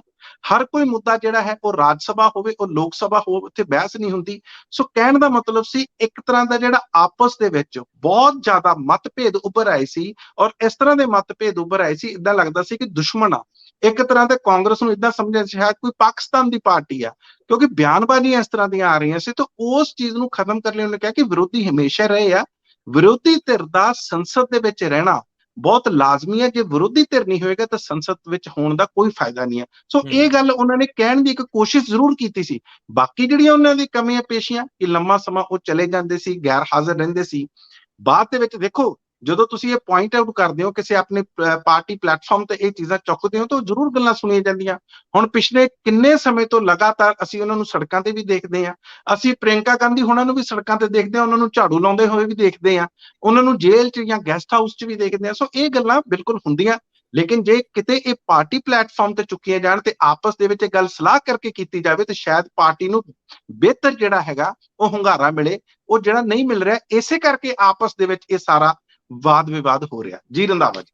ਮਨਪ੍ਰੀਤ ਜੀ, ਹੁਣ ਤੇਜ਼ੀ ਨਾਲ ਅੱਗੇ ਵਧਦੇ ਹਾਂ। ਹੁਣ ਪੰਜਾਬ ਦੀ ਪੋਲਿਟਿਕਸ ਦੀ ਗੱਲ ਕਰਦੇ ਹਾਂ। ਜੇ ਗਾਂਧੀ ਪਰਿਵਾਰ ਦੀ ਸਿਆਸਤ ਦੀ ਗੱਲ ਕਰ ਰਹੇ ਹਾਂ, ਤੇ ਨਵਜੋਤ ਸਿੰਘ ਸਿੱਧੂ ਚੰਡੀਗੜ੍ਹ 'ਚ ਕੱਲ ਇੱਕ ਪ੍ਰੋਗਰਾਮ 'ਚ ਬੋਲਦੇ ਸੀਗੇ। ਕੱਲ ਉਹਨਾਂ ਠਰੰਮੇ ਨਾਲ ਸਵਾਲ ਸਪੂਲ ਵੀ ਲਏ, ਜਵਾਬ ਵੀ ਠਰੰਮੇ ਨਾਲ ਦਿੱਤੇ, ਪਰ ਜਵਾਬਾਂ ਦੇ ਵਿੱਚ ਜੋ ਕੁਝ ਨਿਕਲ ਕੇ ਆ ਰਿਹਾ ਉਹ ਬੜਾ ਦਿਲਚਸਪ ਆ। ਪਹਿਲੀ ਗੱਲ ਤਾਂ ਕੱਲ ਸਿੱਧੂ ਸਾਹਿਬ ਨੇ ਚੁਣਿਆ ਕਿ ਉਹਨਾਂ ਨੇ ਕਾਂਗਰਸ ਦੇ ਜਿਹੜੇ ਉਹ ਵੱਡੇ ਸ਼ੋਅ ਨੂੰ ਛੱਡ ਕੇ ਚੰਡੀਗੜ੍ਹ ਦੇ ਵਿੱਚ ਇੱਕ ਸੈਮੀਨਾਰ ਵਰਗੇ ਈਵੈਂਟ ਨੂੰ ਚੁਣਿਆ, ਤੇ ਉੱਥੋਂ ਉਹਨਾਂ ਨੇ ਸਾਫ਼ ਕਰਤਾ ਕਿ ਮੈਂ ਪ੍ਰਿਯੰਕਾ ਔਰ ਰਾਹੁਲ ਗਾਂਧੀ ਨੂੰ ਨਹੀਂ ਛੱਡਾਂਗਾ। ਇਹ ਉਹਨਾਂ ਨੇ ਪਹਿਲੀ ਗੱਲ ਕਹੀ। ਪਰ ਜਿਹੜੀਆਂ ਸ਼ਰਤਾਂ ਨਾਲ ਉਹ ਅੱਗੇ ਵਧਿਆ, ਉਹ ਸ਼ਰਤਾਂ ਸ਼ਾਇਦ ਹੁਣ ਤੱਕ ਕਾਂਗਰਸ ਮੰਨਦੀ ਨਜ਼ਰ ਨਹੀਂ ਆਉਂਦੀ। ਪਾਵਰ ਦਾ ਕੇਂਦਰ ਜਿਹੜਾ ਉਹਨਾਂ ਦਾ ਜਨਰਲ ਸਕੱਤਰ ਹਰੀਸ਼ ਚੌਧਰੀ ਹੈ, ਉਹ ਸੀਐਮ ਦੇ ਨੇੜੇ ਆ ਤੇ ਸੀਐਮ ਨੂੰ ਹੀ ਚਿਹਰੇ ਵਾਂਗ ਅੱਗੇ ਵਧਾ ਰਿਹਾ। ਜਿੰਨੀਆਂ ਵੀ ਫੈਸਲਾਕੁਨ ਗੱਲਾਂ ਹੋ ਰਹੀਆਂ, ਉਹ ਹਰੀਸ਼ ਚੌਧਰੀ ਔਰ ਸੀਐਮ ਚੰਨੀ ਕਰਦੇ ਪਏ ਨੇ। ਜਿਹੜੀਆਂ ਸਿੱਧੂ ਦੇ ਪ੍ਰੈਸ਼ਰ 'ਚ ਹੋ ਰਹੀਆਂ, ਉਹਨਾਂ ਨੂੰ ਪਲ ਦੀ ਪਲ ਛੱਡ ਲਈਏ। ਲੇਕਿਨ ਨਵਜੋਤ ਸਿੰਘ ਸਿੱਧੂ ਨੇ ਕਿਹਾ ਮੈਂ ਸ਼ੋਅ ਪੀਸ ਨਹੀਂ ਬਣਾਂਗਾ। ਉਹ ਸ਼ੋਅ ਪੀਸ ਨਾ ਬਣਨ ਵਾਲੀ ਗੱਲ ਉਹਨਾਂ ਨੇ ਪ੍ਰੈਕਟੀਕਲ ਕਰਕੇ ਦਿਖਾਤੀ ਵੀ ਉਹ ਉੱਥੇ ਸ਼ੋਅ ਪੀਸ ਬਣਨ ਲਈ ਹਾਜ਼ਰ ਨਹੀਂ ਹੋਏ, ਕਿਉਂਕਿ ਨਹੀਂ ਤੇ ਸਿੱਧੂ ਦੀ ਸਪੀਚ ਸਭ ਤੋਂ ਉੱਪਰ ਜਾਣੀ ਸੀ, ਜਿਹੜੀ ਵਾਇਰਲ ਹੋਣੀ ਸੀ ਜੇ ਉਹ ਰਾਜਸਥਾਨ ਦੇ ਵਿੱਚ ਬੋਲਦੇ। ਸੋ ਦੂਜਾ ਪਹਿਲੂ ਕਿ ਨਵਜੋਤ ਸਿੰਘ ਸਿੱਧੂ ਜਿਨ੍ਹਾਂ ਮੁੱਦਿਆਂ ਤੇ ਜਿਨ੍ਹਾਂ ਸ਼ਰਤਾਂ ਨਾਲ ਕਾਂਗਰਸ 'ਚ ਰਹਿਣਾ ਚਾਹੁੰਦੇ ਆ, ਉਹ ਸ਼ਰਤਾਂ ਜੇ ਨਹੀਂ ਮੰਨੀਆਂ ਜਾਂਦੀਆਂ ਤੇ ਸਿੱਧੂ ਦੀ ਪੋਲਿਟਿਕਸ ਕੀ ਆ? ਕਿਉਂਕਿ ਅਜੇ ਤੱਕ ਆਮ ਆਦਮੀ ਪਾਰਟੀ ਨੇ ਚਿਹਰਾ ਨਹੀਂ ਦਿੱਤਾ। ਪਰ ਸਿੱਧੂ ਦੀ ਸਟੇਟਮੈਂਟ ਕਿ ਮੈਂ ਰਾਹੁਲ ਤੇ ਪ੍ਰਿਯੰਕਾ ਨੂੰ ਛੱਡ ਹੀ ਨਹੀਂ ਸਕਦਾ, ਕਿੱਦਾਂ ਤੋਲੋਗੇ, ਮਾਪੋਗੇ, ਕਿਵੇਂ ਕਹੋਗੇ? ਜਰਾ ਬਿਆਨ ਕਿਵੇਂ ਕਰੀਏ? ਰੰਧਾਵਾ ਜੀ ਦੇਖੋ, ਸਿੱਧੂ ਜਿਹੜੇ ਨਵਜੋਤ ਸਿੰਘ ਸਿੱਧੂ ਨੇ, ਉਹ ਵੀ ਕੋਈ ਘੱਟ ਸਿਆਸਤਦਾਨ ਨਹੀਂ ਆ। ਉਹਨਾਂ ਨੂੰ ਪਤਾ ਕਿ ਮੈਂ ਜੇ ਆਪਣੀ ਪਾਰਟੀ ਦੇ ਖਿਲਾਫ ਕੋਈ ਟਿੱਪਣੀ ਕਰਨੀ ਆ, ਕੋਈ ਸਟੇਟਮੈਂਟ ਦੇਣੀ ਆ ਜਾਂ ਕੋਈ ਇਸ ਤਰ੍ਹਾਂ ਦਾ ਬੋਲਣਾ, ਲੇਕਿਨ ਜਿਹੜੀ ਆਪਣੀ ਵੱਡੀ ਪਾਰਟੀ ਦੇ ਲੀਡਰਸ ਨੇ, ਰਾਹੁਲ ਗਾਂਧੀ, ਪ੍ਰਿਯੰਕਾ ਗਾਂਧੀ, ਜਿਨ੍ਹਾਂ ਕਰਕੇ ਮੈਨੂੰ ਥਾਪਿਆ ਗਿਆ, ਕਮ ਸੇ ਕਮ ਮੈਂ ਉਹਨਾਂ ਦੀਆਂ ਗੁੱਡ ਬੁੱਕਸ 'ਚ ਰਵਾਂ, ਜਿਵੇਂ ਅੰਗਰੇਜ਼ੀ 'ਚ ਕਹਿੰਦੇ ਆ, ਕਮ ਸੇ ਕਮ ਉਹਨਾਂ ਨੂੰ ਕਿਤੇ ਮੈਂ ਨਾਰਾਜ਼ਗੀ ਦਾ ਮੌਕਾ ਨਾ ਦੇਵਾਂ। ਹਮੇਸ਼ਾ ਹੀ ਤੁਸੀਂ ਦੇਖ ਲਓ, ਇਹ ਜ਼ਰੂਰ ਨਹੀਂ, ਕਹਿੰਦੇ ਪਰ ਟੱਬਰ ਦੇ ਤਿੰਨੇ ਜੀ ਰਾਜਸਥਾਨ ਦੇ ਵਿੱਚ ਉਸ ਰੈਲੀ 'ਚ, ਉਸ ਵੱਡੇ ਮਾਰਚ ਵਿੱਚ ਸੀ। ਸਿੱਧੂ ਉੱਥੇ ਨਾ ਜਾ ਕੇ ਨਾਰਾਜ਼ ਤਾਂ ਕਰ ਹੀ ਚੁੱਕੇ ਹੋਣਗੇ। ਕੀ ਕਹਿੰਦੇ ਹੋ? ਬਿਲਕੁਲ ਬਿਲਕੁਲ। ਦੇਖੋ, ਇਹ ਸਾਰੇ ਜਿਹੜੇ ਨਿਸ਼ਾਨੇ ਹੁੰਦੇ, ਉਹ ਇੱਕ ਤੀਰ ਨਾਲ ਸਾਧਨ ਦੀ ਕੋਸ਼ਿਸ਼ ਕੀਤੀ ਜਾਂਦੀ ਆ ਕਿ ਨਾਰਾਜ਼ਗੀ ਤਾਂ ਮੈਂ ਮੁੱਲ ਲਈ ਆ, ਪਰ ਨਾਲ ਦੀ ਨਾਲ ਮੇਰੀ ਪੋਲਿਟਿਕਸ। ਦੇਖੋ, ਇੱਕ ਗੱਲ ਨਵਜੋਤ ਸਿੰਘ ਸਿੱਧੂ ਦੀ ਬੜੀ ਸਪਸ਼ਟ ਆ। ਇਹ ਜਦੋਂ ਸਟਾਰ ਪ੍ਰਚਾਰਕ ਸੀ, ਇਹਨਾਂ ਨੂੰ ਵੈਸਟ ਬੰਗਾਲ ਦੇ ਵਿੱਚ ਵੀ ਭੇਜਿਆ ਗਿਆ ਸੀ, ਤੇ ਕੈਪਟਨ ਅਮਰਿੰਦਰ ਸਿੰਘ 2 ਹੀ ਸਟਾਰ ਪ੍ਰਚਾਰਕ ਪੰਜਾਬ ਤੋਂ ਉਦੋਂ ਲਏ ਗਏ ਸੀ, ਮੈਨੂੰ ਯਾਦ ਆ ਅੱਜ ਵੀ। ਲੇਕਿਨ ਇਸ ਤੋਂ ਜਦੋਂ ਅੱਗੇ ਸਿਆਸਤ ਵੱਧਦੀ ਹੈ, ਜਦੋਂ ਕਹਿੰਦੇ ਮੈਂ ਸ਼ੋਅ ਪੀਸ ਨਹੀਂ ਬਣਨਾ, ਦੇਖੋ ਜਿਹੜੇ ਮੁੱਦਿਆਂ ਤੇ ਉਹਨਾਂ ਨੇ ਲੜਾਈ ਲੜੀ, ਜਿਹੜੇ ਮੁੱਦਿਆਂ ਤੇ ਉਹਨਾਂ ਨੇ ਇੰਨੇ ਉੱਗਰ ਹੋ ਕੇ ਲੜਾਈ ਲੜੀ ਹੈ, ਜਿਹਦੇ ਕਰਕੇ ਕੈਪਟਨ ਅਮਰਿੰਦਰ ਸਿੰਘ ਨੂੰ ਜਾਣਾ ਪਿਆ, ਜਿਸ ਕਰਕੇ ਚਰਨਜੀਤ ਸਿੰਘ ਚੰਨੀ ਨੂੰ ਕੁਰਸੀ ਮਿਲੀ। ਤੇ ਅੱਜ ਵੀ ਉਹ ਕਹਿੰਦੇ ਆ ਕਿ ਜੇ ਮੈਂ ਟਰਾਂਸਪੋਰਟ ਮਾਫੀਆ ਹੋਇਆ, ਲਿਕਰ ਮਾਫੀਆ ਹੋਇਆ, ਕੇਬਲ ਮਾਫੀਆ, ਜਾਂ ਜਿਸ ਦੇ ਵੀ ਮਾਫੀਆ ਦੀ ਗੱਲ ਕਰਦੇ ਆ, ਕਹਿੰਦੇ ਜੇ ਉਸੇ ਤਰ੍ਹਾਂ ਚੱਲੀ ਜਾਊਗਾ ਤੇ ਮੈਂ ਸ਼ੋਅ ਪੀਸ ਨਹੀਂ ਬਣਨਾ, ਫਿਰ ਮੇਰਾ ਰਾਜਨੀਤੀ ਦੇ ਵਿੱਚ, ਸਿਆਸਤ ਦੇ ਵਿੱਚ ਆਉਣ ਦਾ ਫਾਇਦਾ ਕੀ ਆ? ਮੈਂ ਤਾਂ ਇੱਥੇ ਉਹ ਕੁਝ ਕਰਨ ਨਹੀਂ ਆਇਆ। ਦਰਅਸਲ ਰੰਧਾਵਾ ਜੀ, ਸਾਰੀਆਂ ਸਿਆਸੀ ਪਾਰਟੀਆਂ ਦੇ ਵਿੱਚ ਜਿਹੜੇ ਰਵਾਇਤੀ ਪੋਲੀਟੀਸ਼ੀਅਨਸ ਨੇ, ਸਿਆਸਤਦਾਨ ਨੇ, ਜਿਹੜੇ ਜਿਨ੍ਹਾਂ ਦੇ ਪੈਰ ਬਹੁਤ ਸਮਿਆਂ ਤੋਂ, ਕਈ ਦਹਾਕਿਆਂ ਤੋਂ ਲੱਗੇ ਹੋਏ ਨੇ, ਉਹ ਇਸ ਤਰ੍ਹਾਂ ਦੀਆਂ ਤਾਕਤਾਂ ਨੂੰ ਬਰਦਾਸ਼ਤ ਨਹੀਂ ਕਰਦੇ। ਔਰ ਕਾਂਗਰਸ ਦੇ ਵਿੱਚ ਵੀ ਇਹੀ ਚੀਜ਼ ਨਵਜੋਤ ਸਿੰਘ ਸਿੱਧੂ ਨੂੰ ਵੇਖਣ ਨੂੰ ਮਿਲ ਰਹੀ ਆ। ਬਾਕੀ ਪਾਰਟੀਆਂ ਤਾਂ ਪਤਾ ਨਹੀਂ ਕਦੋਂ ਵਿਰੋਧ ਕਰਦੀਆਂ ਜਾਂ ਕਰ ਵੀ ਸਕਣਗੀਆਂ, ਨਹੀਂ ਕਰ ਸਕਣਗੀਆਂ, ਇਹ ਤਾਂ ਸਮਾਂ ਦੱਸੂਗਾ ਜਦੋਂ ਕੱਲ ਨੂੰ ਚੋਣਾਂ ਹੋਣਗੀਆਂ। ਲੇਕਿਨ ਪਾਰਟੀ ਦੇ ਵਿੱਚੋਂ ਬੜਾ ਵਿਰੋਧ ਹੋ ਰਿਹਾ। ਹੁਣ ਤੁਸੀਂ ਰੋਸ਼ੇਨ ਜੋਸਫ ਉਹਨਾਂ ਦੀ ਗੱਲ ਲਾ ਲਓ, ਜਿਹੜੇ ਗੁਰਦਾਸਪੁਰ ਦੇ ਕਾਂਗਰਸ ਦੇ ਪ੍ਰਧਾਨ ਨੇ, ਉਹ ਸ਼ਿਕਾਇਤ ਕਰਦੇ ਨੇ ਨਵਜੋਤ ਸਿੰਘ ਸਿੱਧੂ ਦੀ ਜਾ ਕੇ ਮਲਿਕਾਰਜੁਨ ਖੜਗੇ ਨੂੰ, ਜਿਹੜੇ AICC ਦੇ ਜਨਰਲ ਸੈਕਟਰੀ ਨੇ, ਬੜੇ ਸੀਨੀਅਰ ਲੀਡਰ ਨੇ, ਤੇ ਉਹਨਾਂ ਨੂੰ ਕਹਿੰਦੇ ਕਿ ਸਿੱਧੂ ਤਾਂ ਸਾਨੂੰ ਮਿਲਦੇ ਨਹੀਂ, ਉਹ ਤਾਂ ਇਨਐਕਸੈਸੀਬਲ ਆ। ਇਨਐਕਸੈਸੀਬਲ ਮਤਲਬ ਜਿਸ ਤਰ੍ਹਾਂ ਕੈਪਟਨ ਅਮਰਿੰਦਰ ਸਿੰਘ ਕਹਿੰਦੇ ਹੁੰਦੇ ਸੀ ਵੀ ਉਹ ਲੋਕਾਂ ਨੂੰ ਮਿਲਦੇ ਨਹੀਂ, ਇਹੀ ਗੱਲ ਉਹ ਜਾ ਕੇ ਹਰੀਸ਼ ਚੌਧਰੀ ਨੂੰ ਕਹਿੰਦੇ ਆ। ਜਦੋਂ ਇਸ ਤਰ੍ਹਾਂ ਦੀਆਂ ਗੱਲਾਂ ਸਾਹਮਣੇ ਆਉਣ ਲੱਗ ਜਾਣ, ਔਰ ਤੁਸੀਂ ਇੱਕ ਗੱਲ ਹੋਰ ਦੇਖੋ, ਹੂੰ ਪਿਛਲੇ ਦਿਨਾਂ ਦੇ ਵਿੱਚ ਰਾਹੁਲ ਗਾਂਧੀ ਨੂੰ ਜਦੋਂ ਨਵਜੋਤ ਸਿੰਘ ਸਿੱਧੂ ਮਿਲਦੇ ਆ ਤੇ ਬਲਾਕ ਪ੍ਰੈਜ਼ੀਡੈਂਟ ਦੀ ਗੱਲ ਹੁੰਦੀ ਹੈ, ਜਾਂ ਉਹਨਾਂ ਦਾ ਜਿਹੜਾ ਆਪਣਾ ਮਾਡਲ ਸੀ ਕਿ ਦੋ ਪ੍ਰਧਾਨ ਥਾਪਾਂਗੇ ਕਾਰਜਕਾਰੀ ਤੇ ਇੱਕ ਪ੍ਰਧਾਨ ਜ਼ਿਲ੍ਹੇ ਦਾ ਲਾਵਾਂਗੇ, ਉਹ ਉਹਨਾਂ ਦੀ ਗੱਲ ਅਪਰੂਵ ਹੋ ਜਾਂਦੀ ਆ। ਰਾਹੁਲ ਗਾਂਧੀ ਉਹਨਾਂ ਨੂੰ ਸਹਿਮਤੀ ਦੇ ਦਿੰਦੇ ਆ, ਲੇਕਿਨ ਉਹਨਾਂ ਦੀ ਲਿਸਟ ਅਜੇ ਤੱਕ ਨਹੀਂ ਜਿਹੜੀ ਕਲੀਅਰ ਹੁੰਦੀ, ਉਹ ਉਸੇ ਤਰ੍ਹਾਂ ਹੂੰ ਲਿਸਟ ਪਈ ਆ। ਜਦੋਂ ਸੰਗਠਨ ਦੇ ਇੱਕ ਪਾਸੇ ਦਾ ਕਹਿਣਾ ਤੁਸੀਂ ਸੰਗਠਨ ਤੇ ਕੰਮ ਕਰੋ, ਸੰਗਠਨ ਦਾ ਜਿਹੜਾ ਢਾਂਚਾ ਉਹਨੂੰ ਮਜ਼ਬੂਤ ਕਰੋ, ਦੂਸਰੇ ਪਾਸੇ ਉਹਨਾਂ ਦੀਆਂ ਲਿਸਟਾਂ ਲਗਾਤਾਰ ਉਸੇ ਹਾਈ ਕਮਾਂਡ ਕੋਲੇ ਪਈਆਂ ਰਹਿਣੀਆਂ ਤੇ ਉਹਨਾਂ ਨੂੰ ਰਿਕਮੈਂਡੇਸ਼ਨ ਜਾਂ ਉਹਨਾਂ ਨੂੰ ਪ੍ਰਵਾਨਗੀ ਨਾ ਮਿਲਣੀ, ਤੇ ਫਿਰ ਹੂੰ ਤੁਸੀਂ ਅੰਦਾਜ਼ਾ ਲਾਓ ਵੀ ਇੱਕ ਪਾਸੇ ਤਾਂ ਤੁਸੀਂ ਢਿੱਲ ਦਿੰਦੇ ਹੋ, ਦੂਸਰੇ ਪਾਸੇ ਤੁਸੀਂ ਖਿੱਚਦੇ ਹੋ। ਇਹ ਰਾਜਨੀਤੀ ਕਿੱਦਾਂ ਹੋਊਗੀ?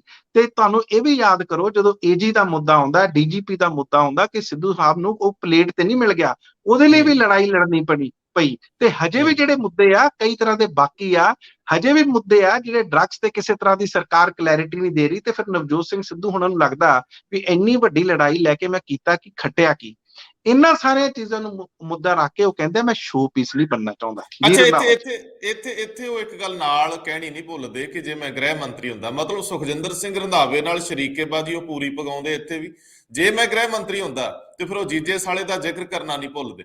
ਉਧਰ ਸੁਖਬੀਰ ਬਾਦਲ ਦੀ ਉਹ ਸਟੇਟਮੈਂਟ ਕਿ ਸਰਕਾਰ ਐਫਰਟਸ ਲਾ ਰਹੀ ਆ, ਅਫਸਰਾਂ ਨੂੰ ਮਨਾ ਰਹੀ ਆ, ਸਾਡੇ ਖਿਲਾਫ ਕਾਰਵਾਈ ਕਰਨ ਦਾ ਦਬਾਅ ਬਣਾਇਆ ਜਾ ਰਿਹਾ, ਇਹਨੂੰ ਤੁਸੀਂ ਕਿਵੇਂ ਲਓਗੇ? ਕਿਉਂਕਿ ਕੱਲ ਹੀ ਜਦੋਂ ਅਸਥਾਨਾ ਸਾਹਿਬ ਦੀ ਛੁੱਟੀ ਦਾ ਉਹ ਰੌਲਾ ਪਿਆ ਸੀਗਾ, ਉਸ ਮੀਟਿੰਗ ਦਾ ਜਿਹਦੇ ਚ ਨਸ਼ਿਆਂ ਦੇ ਮਾਮਲੇ ਚ ਗੱਲ ਹੋਣੀ ਸੀ ਉਹਦਾ ਰੌਲਾ ਪਿਆ, ਲੇਕਿਨ ਉਸ ਤੋਂ ਬਾਅਦ ਫਿਰ ਚੁੱਪ ਧਾਰ ਲਈ ਗਈ। ਗ੍ਰਹਿ ਮੰਤਰੀ ਆਪਣੇ ਹਲਕੇ ਚ ਘੁੰਮਦੇ ਦੇਖੇ ਗਏ ਤੇ ਮੁੱਖ ਮੰਤਰੀ ਰਾਜਸਥਾਨ ਚ ਜਾ ਪਹੁੰਚੇ, ਲੇਕਿਨ ਸੁਖਬੀਰ ਸਿੰਘ ਬਾਦਲ ਦਾ ਦਰਦ ਜਿਹੜਾ ਉਹ ਆਪਣੇ ਪੰਜਾਬ ਦੇ ਵਿੱਚ ਛਲਕਿਆ ਕਿ ਸਾਨੂੰ ਤਾਂ ਫੜਨ ਦੀ ਕਵਾਇਦ ਹੋ ਰਹੀ ਆ, ਮੈਨੂੰ ਤੇ ਬਿਕਰਮ ਮਜੀਠੀਆ ਨੂੰ, ਤੇ ਸਿੱਧੂ ਸਾਹਿਬ ਕਹਿੰਦੇ ਵੀ ਜੇ ਮੈਂ ਹੁੰਦਾ ਤੇ ਫੜ ਲੈਂਦਾ। ਇਹ ਰਾਜਨੀਤੀ ਵੀ ਦੱਸਿਓ, ਕਿਉਂਕਿ ਕੱਲ ਕਿੱਲੀ ਚਾਲਾਂ ਚ ਅਕਾਲੀ ਦਲ ਨੇ ਆਪਣੇ ਲੱਖਾਂ ਲੋਕਾਂ ਤੇ ਨੈਸ਼ਨਲ ਆਗੂਆਂ ਦੇ ਵਿੱਚ ਵੀ ਇਹੀ ਗੱਲਾਂ ਕਰਨੀਆਂ ਨੇ। ਇਹਦੇ ਅਰਥ ਕਿੰਨੇ ਵੱਡੇ ਹੋ ਸਕਦੇ? ਦੇਖੋ, ਸੁਖਬੀਰ ਸਿੰਘ ਬਾਦਲ ਹੁਣਾਂ ਨੇ ਜਿਹੜੀ ਬਿਊਰੋ ਆਫ ਇਨਵੈਸਟੀਗੇਸ਼ਨ ਦੀ ਗੱਲ ਕੀਤੀ, ਆਪਾਂ ਕੱਲ ਸਤੀਸ਼ ਕੁਮਾਰ ਅਸਥਾਨਾ ਦੀ ਗੱਲ ਕੀਤੀ ਸੀ, ਦੋ ਹੋਰ ਬੜੇ ਵੱਡੇ ਅਫਸਰ ਔਰ ਬੜੇ ਸਨਮਾਨਿਤ ਅਫਸਰ, ਖਾਸ ਤੌਰ ਤੇ ਵਰਿੰਦਰ ਕੁਮਾਰ ਜਿਹੜੇ additional director general of police ਆ, ਬੜੀ ਦੇਰ ਤੋਂ ਉਹ ਪੰਜਾਬ ਦੀ ਇੰਟੈਲੀਜੈਂਸ ਸੰਭਾਲਦੇ ਆ, ਉਹਨਾਂ ਨੂੰ ਇਸ ਮਹਿਕਮੇ ਤੋਂ ਪਾਸੇ ਕਰ ਦੇਣਾ। ਇਸੇ ਤਰ੍ਹਾਂ ਅਰਪਿਤ ਸ਼ੁਕਲਾ ਜੀ ਜਿਹੜੇ ਕਿ ਆਈਜੀ ਨੇ, ਉਹਨਾਂ ਨੂੰ ਪਾਸੇ ਕਰ ਦੇਣਾ। ਇਹਨਾਂ ਦੋਨਾਂ ਦੀਆਂ ਉਹਨਾਂ ਨੇ ਉਦਾਹਰਨਾਂ ਦਿੱਤੀਆਂ। ਇਹ ਲਗਾਤਾਰ ਜਦੋਂ ਅਫਸਰਾਂ ਨੂੰ ਪਾਸੇ ਕੀਤਾ ਜਾ ਰਿਹਾ, ਦੋ ਚੀਜ਼ਾਂ ਹੋ ਸਕਦੀਆਂ, ਜਾਂ ਤਾਂ ਸਿਰਫ ਜਿਹੜੇ ਅਫਸਰ ਨੇ ਉਹ ਸਾਰੇ ਸੀਨੀਅਰ ਅਫਸਰ ਨੇ, ਆਈਪੀਐਸ ਅਫਸਰ ਨੇ, ਉਹ ਸਿੱਧੀ ਗੱਲ ਸਰਕਾਰ ਦੀ ਮੰਨਣਾ ਨਹੀਂ ਚਾਹੁੰਦੇ, ਇਸ ਕਰਕੇ ਕਿਉਂਕਿ ਜੇ ਸਰਕਾਰ ਮੰਨ ਲਓ ਕਿਤੇ ਨਾ ਕਿਤੇ, ਜੇ ਸੁਖਬੀਰ ਸਿੰਘ ਬਾਦਲ ਹੋਣਾ ਦੀ ਗੱਲ 'ਚ ਸੱਚਾਈ ਆ ਕਿ ਧੱਕਾ ਕਰ ਰਹੀ ਹੈ, ਜਾ ਕੇ ਸਿੱਧਾ ਫੜ ਲਓ, ਕਿਸੇ ਤਰ੍ਹਾਂ ਦਾ ਕੋਈ ਸਬੂਤ ਨਾ ਹੋਏ, ਤੇ ਕੱਲ ਨੂੰ ਜੇ ਸਰਕਾਰ ਬਦਲ ਜਾਂਦੀ ਹੈ ਔਰ ਮੰਨ ਲਓ ਸ਼੍ਰੋਮਣੀ ਅਕਾਲੀ ਦਲ ਭਾਜਪਾ ਸਰਕਾਰ ਆ ਜਾਂਦੀ ਹੈ, ਤੇ ਫਿਰ ਇਹਨਾਂ ਅਫਸਰਾਂ ਨੂੰ ਉਹ ਸਾਰਾ ਕੁਝ ਭੁਗਤਣਾ ਪੈਣਾ। ਜਿਹੜੇ ਬਾਕੀ ਜਿਹੜੇ ਇਸ ਟਾਈਮ ਹੁਕਮ ਚਲਾ ਰਹੇ ਆ, ਇਹ ਤਾਂ ਕਿਤੇ ਰਹਿਣੇ ਨਹੀਂ। ਇਹ ਤਾਂ ਤੁਹਾਨੂੰ ਪਤਾ, ਲੋਕ ਬਾਅਦ 'ਚ ਜਾ ਕੇ ਕੰਪਰੋਮਾਈਜ਼ ਕਰ ਜਾਂਦੇ ਆ, ਸਮਝੌਤੇ ਕਰ ਜਾਂਦੇ ਆ ਕਿ ਕੋਈ ਗੱਲ ਨਹੀਂ, ਅਸੀਂ ਕਾਂਗਰਸੀ ਆ ਚਾਹੇ ਅਕਾਲੀਆਂ, ਆਪਾਂ ਰਹਿਣਾ ਤਾਂ ਇਕੱਠੇ, ਇੱਕ ਵਾਰੀ ਤੁਸੀਂ ਇੱਕ ਵਾਰੀ ਅਸੀਂ ਆ ਜਾਂਦੇ ਆ। ਲੇਕਿਨ ਜਿਹੜੇ ਅਫਸਰ ਹੁੰਦੇ ਆ, ਕਈ ਵਾਰੀ ਉਹ ਬੜੀ ਕੜਿੱਕੀ 'ਚ ਫਸ ਜਾਂਦਾ। ਇਸ ਕਰਕੇ ਕਈ ਵਾਰੀ ਅਫਸਰ, ਸਤੀਸ਼ ਕੁਮਾਰ ਅਸਥਾਨਾ ਨੇ ਜ਼ਰੂਰ ਆਪਣਾ ਬਿਮਾਰੀ ਦੀ ਉਹ ਚਿੱਠੀ ਭੇਜੀ ਆ, ਪਰ ਕਈ ਵਾਰੀ ਅਫਸਰ ਬਹਾਨੇ ਲਾ ਕੇ ਵੀ ਪਾਸੇ ਹੋ ਜਾਂਦੇ ਆ, ਜਾਂ ਕਈ ਵਾਰੀ ਅਫਸਰ ਉਹ ਸਾਰਾ ਕੁਝ ਨਹੀਂ ਕਰ ਪਾਉਂਦੇ ਜੋ ਸਰਕਾਰ ਚਾਹੁੰਦੀ ਹੈ। ਸੋ ਇਸ ਚੀਜ਼ ਨੂੰ ਉਹਨਾਂ ਨੇ ਬਖੂਬੀ ਕਿਹਾ। ਤੇ ਜਿਹੜੀ ਤੁਸੀਂ ਕਿੱਲੀ ਚਾਲਾਂ ਦੀ ਗੱਲ ਕੀਤੀ ਹੈ, ਵੈਸੇ ਇੱਕ ਬੜੀ ਕਮਾਲ ਦੀ ਗੱਲ ਆ, ਇਹ ਕੋਇਨਸੀਡੈਂਸ ਵੀ ਹੋ ਸਕਦਾ ਕਿ ਜਿਸ ਦਿਨ ਸ਼੍ਰੋਮਣੀ ਅਕਾਲੀ ਦਲ ਤੇ ਜਿਹੜਾ ਬਹੁਜਨ ਸਮਾਜ ਪਾਰਟੀ ਆਪਣਾ ਬਿਗਲ ਵਜਾ ਰਿਹਾ, ਉਸੇ ਦਿਨ ਭਾਜਪਾ ਵੀ ਵਜਾ ਰਹੀ ਆ। ਹਾਂ, ਤੇ ਦੋਨਾਂ ਨੇ 14 ਦਸੰਬਰ ਨੂੰ, ਯਾਨੀ ਕਿ ਮੰਗਲਵਾਰ ਨੂੰ ਹੀ ਆਪਣਾ ਚੋਣ ਦਾ ਪ੍ਰਚਾਰ ਆ ਜਿਹੜਾ ਉਹ ਇੱਕੋ ਦਿਨ ਆਰੰਭਿਆ। ਤੇ ਮੈਨੂੰ ਲੱਗਦਾ ਕਿ ਦੌੜ ਕਿਤੇ ਲੱਗਦੀ ਕਿਤੇ ਆਪਸ ਚ ਕਿਤੇ ਸੁਮੇਲ ਨਾ ਹੋ ਜੇ, ਜਾਂ ਬਾਅਦ ਦੇ ਵਿੱਚ ਕੋਈ ਸੁਮੇਲ ਰੱਖਣ ਦਾ ਇਹਨਾਂ ਦਾ ਕਿਤੇ ਕੋਈ ਮਨਸ਼ਾ ਨਾ ਹੋਵੇ। ਖੈਰ, ਇਹ ਤਾਂ ਆਉਣ ਵਾਲਾ ਸਮਾਂ ਦੱਸੂਗਾ, ਹੋ ਸਕਦਾ ਸਾਡੀਆਂ ਸਿਰਫ ਕਿਆਸ ਰਾਹੀਆਂ ਨੇ। ਲੇਕਿਨ ਇਹ ਗੱਲ ਬੜੀ ਇੰਟਰਸਟਿੰਗ ਆ। ਔਰ ਦੋਨਾਂ ਦੀਆਂ ਰੈਲੀਆਂ ਤੇ, ਚਾਹੇ ਉਹ ਇਹਨਾਂ ਦੀ ਭਾਜਪਾ ਦੀ ਹੋਵੇ, ਉਹਦੇ ਚ ਕੈਪਟਨ ਅਮਰਿੰਦਰ ਸਿੰਘ ਆਉਂਦੇ ਆ, ਉਹ ਚ ਸੁਖਦੇਵ ਸਿੰਘ ਢੀਂਡਸਾ ਆਉਂਦੇ ਆ, ਨਹੀਂ ਆਉਂਦੇ, ਇਹ ਸਾਰੀਆਂ ਚੀਜ਼ਾਂ ਤੇ ਲੋਕਾਂ ਦੀਆਂ ਨਜ਼ਰਾਂ ਰਹਿਣਗੀਆਂ। ਬੜੇ ਚਾਹੇ ਉਹ ਗਜਿੰਦਰ ਸਿੰਘ ਸ਼ੇਖਾਵਤ ਹੋਣ, ਚਾਹੇ ਉਹ ਦੁਸ਼ਯੰਤ ਯਾਦਵ ਹੋਣੀ ਹੋਣ, ਇਹ ਸਾਰੇ ਆਉਣਗੇ। ਤੇ ਹੋਰ ਵੀ ਜਿਹੜੇ ਬੜੇ ਵੱਡੇ ਲੀਡਰ ਆ ਜਿਹੜੇ ਭਾਜਪਾ ਦੇ, ਉਹਨਾਂ ਦੇ ਵੀ ਆਉਣ ਦੀ ਉਮੀਦ ਆ। ਲੇਕਿਨ ਦੇਖਣਾ ਪਊਗਾ ਕਿ ਇਹ ਜਿਹੜੀ ਹੁਣ ਦੌੜ ਸ਼ੁਰੂ ਹੋਣ ਜਾ ਰਹੀ ਹੈ ਚੋਣ ਪ੍ਰਚਾਰ ਦੀ, ਉਹ ਕਿਹੜੇ ਪਾਸੇ ਜਾਂਦੀ ਹੈ। ਜੀ ਬਿਲਕੁਲ ਠੀਕ ਹੈ। ਤੁਸੀਂ ਜਿਹੜੀ ਅਫਸਰਾਂ ਵਾਲੀ ਗੱਲ ਕੀਤੀ ਆ, ਉਹ ਤਾਂ ਪੰਜਾਬੀ ਦਾ ਉਹ ਗੀਤ ਹੈ ਨਾ, ਦੁੱਖ ਬੋਲ ਕੇ ਜੇ ਦੱਸਿਆ ਤਾਂ ਕੀ ਦੱਸਿਆ। ਉਹ ਠੀਕ ਹੈ, 5 ਸਾਲ ਨੁਕਰੇ ਕੌਣ ਲੱਗਣਾ ਚਾਹੁੰਦਾ ਜੇ ਖੁਦਾ ਨਾ ਖਾਸਤਾ ਸਰਕਾਰ ਬਦਲ ਕੇ ਉਹੀ ਆ ਜਾਓ ਜਿਹਦੇ ਖਿਲਾਫ ਕਾਰਵਾਈ ਕਰਨੀ ਹੈ। ਲੇਕਿਨ ਇੱਕ ਹੋਰ ਪਹਿਲੂ ਆ ਕਿ ਕੱਲ ਦੀ ਜਿਹੜੀ ਬੀਜੇਪੀ ਵਾਲੀ ਕੋਈ 5000 ਬੰਦਾ ਉਹ ਇਕੱਠਾ ਕਰਨ ਦੀ ਸੋਚ ਰਿਹਾ, ਉਹ ਵੀ ਜਿਹੜਾ ਵਰਕਰ ਨਹੀਂ, ਉਹਨਾਂ ਦਾ ਮੇਨ ਆਗੂ ਜਿਹੜੇ ਆ ਪ੍ਰਦੇਸ਼ ਦੇ ਵਿੱਚ ਜਿੰਨੇ ਵੀ ਆਗੂ ਸਾਰੇ ਬੁਲਾ ਰਹੇ ਆ, ਜਿਹਦੇ ਵਿੱਚ ਹਰਦੀਪ ਪੁਰੀ ਦੇ ਪਹੁੰਚਣ ਦੀ, ਮੀਨਾਕਸ਼ੀ ਲੇਖੀ ਦੇ ਪਹੁੰਚਣ ਦੀ ਤੇ ਹੋਰ ਵੀ ਵੱਡੇ ਆਗੂਆਂ ਦੇ ਪਹੁੰਚਣ ਦੀ ਪੂਰੀ ਉਮੀਦ ਆ। ਉਹ ਇੱਕ ਰਣਨੀਤੀ ਬਣਾਉਣਗੇ। ਲੇਕਿਨ ਇਹਦੇ 'ਚ ਇੱਕ ਦਿਲਚਸਪ ਚੀਜ਼ ਹੋਰ ਆ ਕਿ ਅਕਾਲੀ ਦਲ ਦੀ ਕਿੱਲੀ ਚੱਲ ਆ, ਇਹਨਾਂ ਦੀ ਲੁਧਿਆਣੇ ਦੇ ਵਿੱਚ ਮਿਲਣੀ, ਤੇ ਉਸ ਤੋਂ ਬਾਅਦ ਇੱਕ ਦਿਨ ਕਿਸਾਨਾਂ ਨੇ ਇੱਕ ਦਿਨ ਬਾਅਦ ਹੀ 15 ਤਰੀਕ ਵਾਲੇ ਦਿਨ ਆਪ ਮਿਲਣਾ। ਇਹਨਾਂ ਨੂੰ ਸ਼ਾਇਦ ਐਗਜ਼ਾਮਿਨ ਕਰਨਗੇ ਉਹ ਕਿ ਦੋਨਾਂ ਥਾਵਾਂ ਤੇ ਲੋਕਾਂ ਦਾ ਕਿਸ ਤਰ੍ਹਾਂ ਦਾ ਹੁੰਗਾਰਾ ਰਿਹਾ, ਕਿਉਂਕਿ ਕਈ ਸੰਕੇਤ ਹੁੰਦੇ ਆ। ਇੱਕ ਤਾਂ ਹੁੰਦਾ ਕਿ ਤੁਸੀਂ ਇਕੱਠ ਕਰ ਲਓ, ਇੱਕ ਲੋਕਾਂ ਦੀ ਦਿਲਚਸਪੀ ਹੁੰਦੀ ਆ, ਪੰਡਾਲ ਦੇ ਵਿੱਚ ਵਾਪਰਦੀਆਂ ਘਟਨਾਵਾਂ ਤੇ ਨਜ਼ਰ ਰੱਖੀ ਜਾਂਦੀ ਆ, ਆਉਂਦੇ ਜਾਂਦੇ ਲੋਕਾਂ ਨੂੰ ਦੇਖਿਆ ਜਾਂਦਾ, ਖਾਣ ਪੀਣ ਦੇ ਤਰੀਕਿਆਂ ਨੂੰ ਦੇਖਿਆ ਜਾਂਦਾ। ਇਹ ਬਹੁਤ ਸਿਆਸਤ ਵਿੱਚ ਕਈ ਪੈਮਾਨੇ ਬਣਾ ਲਏ ਗਏ ਆ ਕਿ ਲੋਕ ਮਨ ਨਾਲ ਆਏ, ਲਿਆਂਦੇ ਗਏ, ਉਹਨਾਂ ਨੇ ਦਿਲਚਸਪੀ ਦਿਖਾਈ, ਲੀਡਰਾਂ ਨੂੰ ਸੁਣਿਆ, ਜਕਾਰੇ ਕਿਤੇ ਲੱਗੇ, ਬੜੀਆਂ ਚੀਜ਼ਾਂ। ਔਰ ਇਹ ਮਨੋਵਿਗਿਆਨਕ ਚੀਜ਼ਾਂ ਹੁੰਦੀਆਂ ਜਿਨ੍ਹਾਂ ਤੇ ਅੱਜ ਕੱਲ੍ਹ ਐਨਾਲਿਸਿਸ ਕੀਤੇ ਜਾਂਦੇ ਆ। ਪਰ ਮੈਨੂੰ ਪੰਜਾਬ ਸਰਕਾਰ ਦੀ ਉਸ ਹੁਕਮ ਤੇ ਵੀ ਆਪੱਤੀ ਜੀ ਲੱਗੀ। ਪਹਿਲਾਂ ਕਾਹਲੀ ਚ ਕਹਿੰਦੇ ਜ਼ਮੀਨਾਂ ਦਾ ਬਿਉਰਾ ਮੰਗ ਲਓ ਵੀ ਇਹ ਕਿਹਦੇ ਕਿਹਦੇ ਕੋਲ ਕਿੰਨੀ ਕਾ, ਫਿਰ ਹੌਲੀ ਜੀ ਕਹਿੰਦੇ ਚਲੋ ਛੱਡੋ, ਰਹਿਣ ਤੇ ਉਹ ਪੰਗਾ ਹੀ ਨਾ ਪੈ ਜੇ। ਉਹ ਆਰਡਰ ਵਾਪਸ ਹੋ ਗਏ ਸੀ, ਜਿਹੜੀ ਲੈਂਡ ਸੀਲਿੰਗ ਵਾਲੇ ਸੀਗੇ। ਕੀ ਕਹਿੰਦੇ ਹੋ? ਰੰਧਾਵਾ ਜੀ, ਵਾਕਈ ਕਈ ਵਾਰੀ ਆਉਂਦਾ ਕਿ ਸਿਆਸਤਦਾਨ ਕਈ ਵਾਰੀ ਆਪਣੀਆਂ ਗੱਲਾਂ ਕਹੀਆਂ ਹੋਈਆਂ ਚ ਕਿੱਦਾਂ ਫਸ ਜਾਂਦੇ ਆ। ਦੇਖੋ, ਜਿਹੜਾ ਹੁਣੇ ਜਿਹੜਾ ਇਹ ਕਿਸਾਨੀ ਸੰਘਰਸ਼ ਜਿਹੜਾ ਖਤਮ ਹੋਇਆ, ਉਹ ਕਹਿੰਦੇ ਆ ਕਿ ਅਸੀਂ ਖਤਮ ਨਹੀਂ ਕੀਤਾ, ਅਸੀਂ ਤਾਂ ਸਥਗਿਤ ਕੀਤਾ ਥੋੜੀ ਦੇਰ ਲਈ। ਜੇ ਸਰਕਾਰ 15 ਜਨਵਰੀ ਨੂੰ ਇਹਦੀ ਸਮੀਖਿਆ ਕਰਾਂਗੇ, ਜੇ ਨਾ ਮੰਨੀ ਤੇ ਵਾਪਸ ਆ ਜਾਾਂਗੇ। ਖੈਰ, ਆਪਾਂ ਇਸ ਗੱਲ ਤੇ ਨਹੀਂ ਆ। ਦੇਖੋ, ਜਿਹੜੇ ਇਸ ਕਿਸਾਨੀ ਸੰਘਰਸ਼ ਦੇ ਵਿੱਚ ਖੇਤ ਮਜ਼ਦੂਰਾਂ ਦਾ ਵੀ ਬਹੁਤ ਵੱਡਾ ਰੋਲ ਰਿਹਾ। ਔਰ ਕਿਤੇ ਨਾ ਕਿਤੇ, ਚਾਹੇ ਉਹ ਕੈਪਟਨ ਅਮਰਿੰਦਰ ਸਿੰਘ ਹੋਣ ਤੇ ਜਾਂ ਹੁਣ ਕੈਪਟਨ ਆ ਜਿਹੜੇ ਚਰਨਜੀਤ ਸਿੰਘ ਚੰਨੀ ਆ, ਇਹ ਹੋਣ, ਇਹ ਜਿਹੜੇ ਖੇਤ ਮਜ਼ਦੂਰ ਹੋਏ, ਲੈਂਡਲੈਸ ਫਾਰਮਰਸ ਹੋਏ, ਉਹਨਾਂ ਨੂੰ ਪ੍ਰਭਾਵਿਤ ਕਰਨ ਦੀ ਕੋਸ਼ਿਸ਼ ਕਰ ਰਹੇ ਆ। ਲੇਕਿਨ ਸਵਾਲ ਪੈਦਾ ਹੁੰਦੇ ਆ, ਜਿਸ ਤਰ੍ਹਾਂ ਆਪਾਂ ਉਦੋਂ ਵੀ ਖੜੇ ਕੀਤੇ ਸੀ, ਕਿ ਜਿਹੜੇ ਤੁਸੀਂ ਇਸ ਮੌਕੇ ਇਹ ਲੈਂਡ ਸੀਲਿੰਗ ਦੀ ਜਾਂ ਲੈਂਡ ਰਿਫਾਰਮਸ ਦੀ 1972 ਵਾਲੇ ਦੀ ਗੱਲ ਕਰਦੇ ਹੋ, ਜਿਹੜਾ ਲਗਭਗ ਠੰਡੇ ਬਸਤੇ ਚ ਪੈ ਗਿਆ ਸੀ। ਬਿਲਕੁਲ, ਤੁਸੀਂ ਲੈਂਡ ਰਿਫਾਰਮਸ ਕਰੋ, ਔਰ ਲੋੜ ਵੀ ਆ, ਬੁਲਾਓ ਨੁਮਾਇੰਦਿਆਂ ਨੂੰ, ਬੁਲਾਓ। ਇਹੀ ਗੱਲ ਤਾਂ ਖੇਤੀ ਜਿਹੜੇ ਕਾਨੂੰਨ ਸੀ ਉਹਨਾਂ ਦੀ ਸੀ ਕਿ ਕਿਸੇ ਐਕਸਪਰਟ ਨੂੰ ਨਹੀਂ ਬੁਲਾਇਆ। ਲੇਕਿਨ ਹੁਣ ਕੀ ਹੋਇਆ ਚਰਨਜੀਤ ਸਿੰਘ ਚੰਨੀ ਨਾਲ, ਕਿ ਹੁਣ ਉਹਨਾਂ ਨੇ ਕਹਿਤਾ ਕਿ ਇਹਨਾਂ ਹੁਕਮਾਂ ਤੇ ਤਾਮੀਲ ਨਹੀਂ ਹੋਣੀ ਚਾਹੀਦੀ। ਹੁਣ ਇਹ ਚਿੱਠੀ ਕੱਢਤੀ ਆ। ਹੁਣ ਦੂਸਰੀ ਗੱਲ ਆ ਕਿ ਫਸ ਗਏ, ਕਿਉਂਕਿ ਜਿਹੜੀਆਂ ਹੁਣ ਖੇਤ ਮਜ਼ਦੂਰ ਦੀਆਂ ਯੂਨੀਅਨਸ ਨੇ, ਜਿਹੜੀਆਂ ਇਹ ਜਥੇਬੰਦੀਆਂ ਨੇ, ਉਹਨਾਂ ਨੇ ਹੁਣ ਇਹਨਾਂ ਦੇ ਗਲ ਪੈ ਜਾਣਾ, ਜਾਂ ਉਹਨਾਂ ਨੇ ਇਹਨਾਂ ਨੂੰ ਘੇਰਨਾ ਸ਼ੁਰੂ ਕਰ ਦੇਣਾ। ਉਹ ਅੰਗਰੇਜ਼ੀ ਦਾ ਇੱਕ ਬਹੁਤ ਵੱਡਾ ਇੱਕ ਬਰਡ ਆ, ਸੀ ਬਰਡ ਆ ਜੀ, ਐਲਬੈਟਰੋਸ। ਉਹ ਹੁਣ ਇਹਨਾਂ ਦੇ ਗਲ 'ਚ ਪੈ ਗਿਆ, ਪੈ ਜਾਣਾ। ਇੱਕ ਅਖਬਾਰ 'ਚ ਮੈਂ ਪੜ੍ਹ ਵੀ ਰਿਹਾ ਸੀ ਕਿ ਹੁਣ ਕਰੀਏ ਤਾਂ ਕੀ ਕਰੀਏ। ਸੋ ਕਈ ਵਾਰੀ ਇਹ ਜਿਹੜੀ ਸਿਆਸਤ ਹੁੰਦੀ ਹੈ, ਇੰਨੀ ਸਿੱਧੀ ਨਹੀਂ, ਬੜੀ ਟੇਢੀ ਖੀਰ ਆ। ਸੋਚ ਸਮਝ ਕੇ ਬੋਲਣਾ ਚਾਹੀਦਾ, ਤਾਂ ਕਿ ਤੁਹਾਡਾ ਕਿਹਾ ਗਿਆ ਇੱਕ ਇੱਕ ਸ਼ਬਦ ਕਿੱਥੇ ਜਾਂਦਾ ਤੇ ਕਿੱਥੇ ਤੁਹਾਨੂੰ ਵਾਪਸ ਲੈਣਾ ਪੈਣਾ, ਇਹ ਕੋਈ ਪਤਾ ਨਹੀਂ ਲੱਗਦਾ। ਸੋ ਆਉਣ ਵਾਲੇ ਦਿਨਾਂ 'ਚ ਮੈਨੂੰ ਲੱਗਦਾ ਇਸ ਤੇ ਵੀ ਕਿਸਾਨ ਜਥੇਬੰਦੀਆਂ ਨੇ ਇਹਨਾਂ ਨੂੰ ਘੇਰਨਾ, ਚਰਨਜੀਤ ਸਿੰਘ ਚੰਨੀ ਹੋਣਾ ਨੂੰ, ਇਸ ਮੁੱਦੇ ਤੇ ਵੀ। ਜੀ, ਆ ਜਿਹੜੀ ਅੰਗਰੇਜ਼ੀ ਜੀ ਭਾਰੀ ਜੀ ਬੋਲ ਕੇ ਤੁਸੀਂ ਮੇਰੇ ਗਲੇ ਦੀ ਹੱਡੀ ਬਣਾ ਦਿੰਦੇ ਹੋ ਨਾ, ਬਾਅਦ ਦੇ ਵਿੱਚ ਮੈਨੂੰ ਡਿਕਸ਼ਨਰੀ ਫਰੋਲਣੀ ਪੈਂਦੀ ਵੀ ਅੱਜ ਮਨਪ੍ਰੀਤ ਜੀ ਕਿਹੜਾ ਪੰਗਾ ਪਾ ਗਏ ਨਵਾਂ। ਖੈਰ ਚਲੋ, ਅੰਗਰੇਜ਼ੀ ਤਾਂ ਸਿੱਖਣੀ ਚਾਹੀਦੀ ਹੈ। ਦੇਸ਼ ਵਿਦੇਸ਼ 'ਚ ਸਾਡੇ ਬੱਚੇ ਬੜੇ ਚਲੇ ਗਏ ਆ, ਉਹਨਾਂ ਨੂੰ ਵੀ ਸਮਝਣਾ ਪੈਣਾ। ਅਗਲੀਆਂ ਪੀੜ੍ਹੀਆਂ ਦੇ ਦੁੱਖ ਸਮਝਣ ਲਈ ਸਾਨੂੰ ਹੁਣ ਵਿਦੇਸ਼ਾਂ ਦੇ ਗੇੜੇ ਮਾਰਨੇ ਹੀ ਪਿਆ ਕਰਨੇ ਆ। ਤੇ ਮੇਰੇ ਖਿਆਲ ਸਾਨੂੰ ਅੰਗਰੇਜ਼ੀ ਸਿੱਖ ਹੀ ਲੈਣੀ ਚਾਹੀਦੀ। ਮੈਂ ਤਾਂ ਸੋਚਿਆ ਵੀ ਕਿਸੇ ਅੰਗਰੇਜ਼ੀ ਸਕੂਲ 'ਚ ਦਾਖਲਾ ਲੈ ਹੀ ਲਵਾਂ, ਕਿਉਂਕਿ ਪੰਜਾਬੀ ਸਕੂਲਾਂ ਦੀ ਬਹਿਸ ਲੰਬੀ ਹੋ ਗਈ ਆ। ਖੈਰ, ਇਹਦੇ 'ਚ ਜਿਹੜੀ ਗੱਲ ਤੁਸੀਂ ਕਰ ਰਹੇ ਹੋ ਵੀ ਚੰਨੀ ਸਾਹਿਬ ਨੂੰ ਘੇਰਨ ਲਈ ਤਿਆਰੀ ਹੋ ਰਹੀ ਹੈ, ਗਰਾਹਾਂ ਨੇ ਤਾਂ ਐਲਾਨ ਕਰਤਾ। ਮੈਨੂੰ ਲੱਗਦਾ ਜਿੱਥੇ ਉਹ ਦੂਜੇ ਮੀਟਿੰਗਾਂ ਕਰ ਰਹੇ ਨਾ, ਤੇ ਮਾਲਵੇ ਦੇ ਇਹ ਧਾਕੜ ਪੁਰਾਣੇ ਆਗੂ, ਭਾਵੇਂ ਇਹ ਕਾਮਰੇਡੀ ਸੋਚ ਵਾਲੇ ਹੋਣ ਤੇ ਭਾਵੇਂ ਕੋਈ ਹੋਣ, ਲੇਕਿਨ ਜਦੋਂ ਬਹਿ ਜਾਂਦੇ ਆ ਨਾ ਤੇ ਫਿਰ ਉੱਠਦੇ ਨਹੀਂ, ਫਿਰ ਅਗਲੇ ਨੂੰ ਉੱਠਣ ਬੈਠਣ ਲਾ ਦਿੰਦੇ ਆ। ਖੈਰ, ਇਹ ਉੱਥੋਂ ਵਿਹਲੇ ਹੋ ਗਏ। ਇਹਨਾਂ ਨੇ ਹੁਣ ਕਹਿਤਾ ਵੀ ਭਾਈ ਆਪਣੇ ਸਾਰੀਆਂ ਜਥੇਬੰਦੀਆਂ ਦੇ ਜ਼ਿਲ੍ਹਾ ਪ੍ਰਧਾਨ ਤੇ ਦੂਜੇ ਤੇ ਜਿਆਓ ਬੈਠੀਏ, ਕਿੰਨੇ ਦਿਨ ਦੀ ਛੁੱਟੀ ਚਾਹੀਦੀ ਫੈਸਲਾ ਕਰਦੇ ਆ। ਉਸ ਤੋਂ ਬਾਅਦ ਨਿੱਠ ਕੇ ਇਲੈਕਸ਼ਨ ਤੋਂ ਪਹਿਲਾਂ ਜਰਾ ਸਰਕਾਰਾਂ ਨੂੰ ਦੱਸੀਏ ਕਿ ਅਸੀਂ ਹੈਗੇ ਆ ਦਿੱਲੀ 'ਚ, ਸਾਡੀ ਜਿਹੜੀ ਕਮਜ਼ੋਰੀ ਕੋਈ ਨਹੀਂ, ਥੱਕੇ ਨਹੀਂ ਅਸੀਂ, ਅੱਕੇ ਨਹੀਂ ਅਸੀਂ ਐਵੇਂ ਹੀ ਚੱਲਾਂਗੇ। ਖੈਰ, ਪੰਜਾਬ ਬੰਦ ਨਾ ਕਰਿਓ ਯਾਰ, ਇੱਥੇ ਇੰਡਸਟਰੀ ਤੇ ਬਾਕੀ ਚੀਜ਼ਾਂ ਜਿਹੜੀਆਂ ਪ੍ਰਭਾਵਿਤ ਹੋ ਰਹੀਆਂ, ਲੋਕ ਸਰਮਾਇਆ ਨਹੀਂ ਲਾਉਣਗੇ, ਕਿਵੇਂ ਅੱਗੇ ਵਧਾਂਗੇ? ਸਾਰੀ ਦੁਨੀਆ ਪ੍ਰਾਈਵੇਟ ਸਰਮਾਏ ਤੇ ਖੜੀ ਆ। ਕਾਰਪੋਰੇਟ ਦੀ ਨੈਗੇਟਿਵਿਟੀ ਨੂੰ ਖਤਮ ਕਰਵਾ ਲਓ, ਲੇਕਿਨ ਕਾਰਪੋਰੇਟ ਕਲਚਰ ਨਾਲ ਹੀ ਤੁਰਨਾ ਪੈਣਾ। ਸਾਡੇ ਸਾਰੇ ਬੱਚੇ ਵਿਦੇਸ਼ਾਂ ਦੇ ਵਿੱਚ ਉੱਥੇ ਹੀ ਕੰਮ ਕਰ ਰਹੇ ਆ। ਪੰਜਾਬ ਦੇ ਵਿੱਚ ਵੀ ਸਰਕਾਰਾਂ ਕੋਲ ਕੱਖ ਨਹੀਂ ਹੈਗਾ।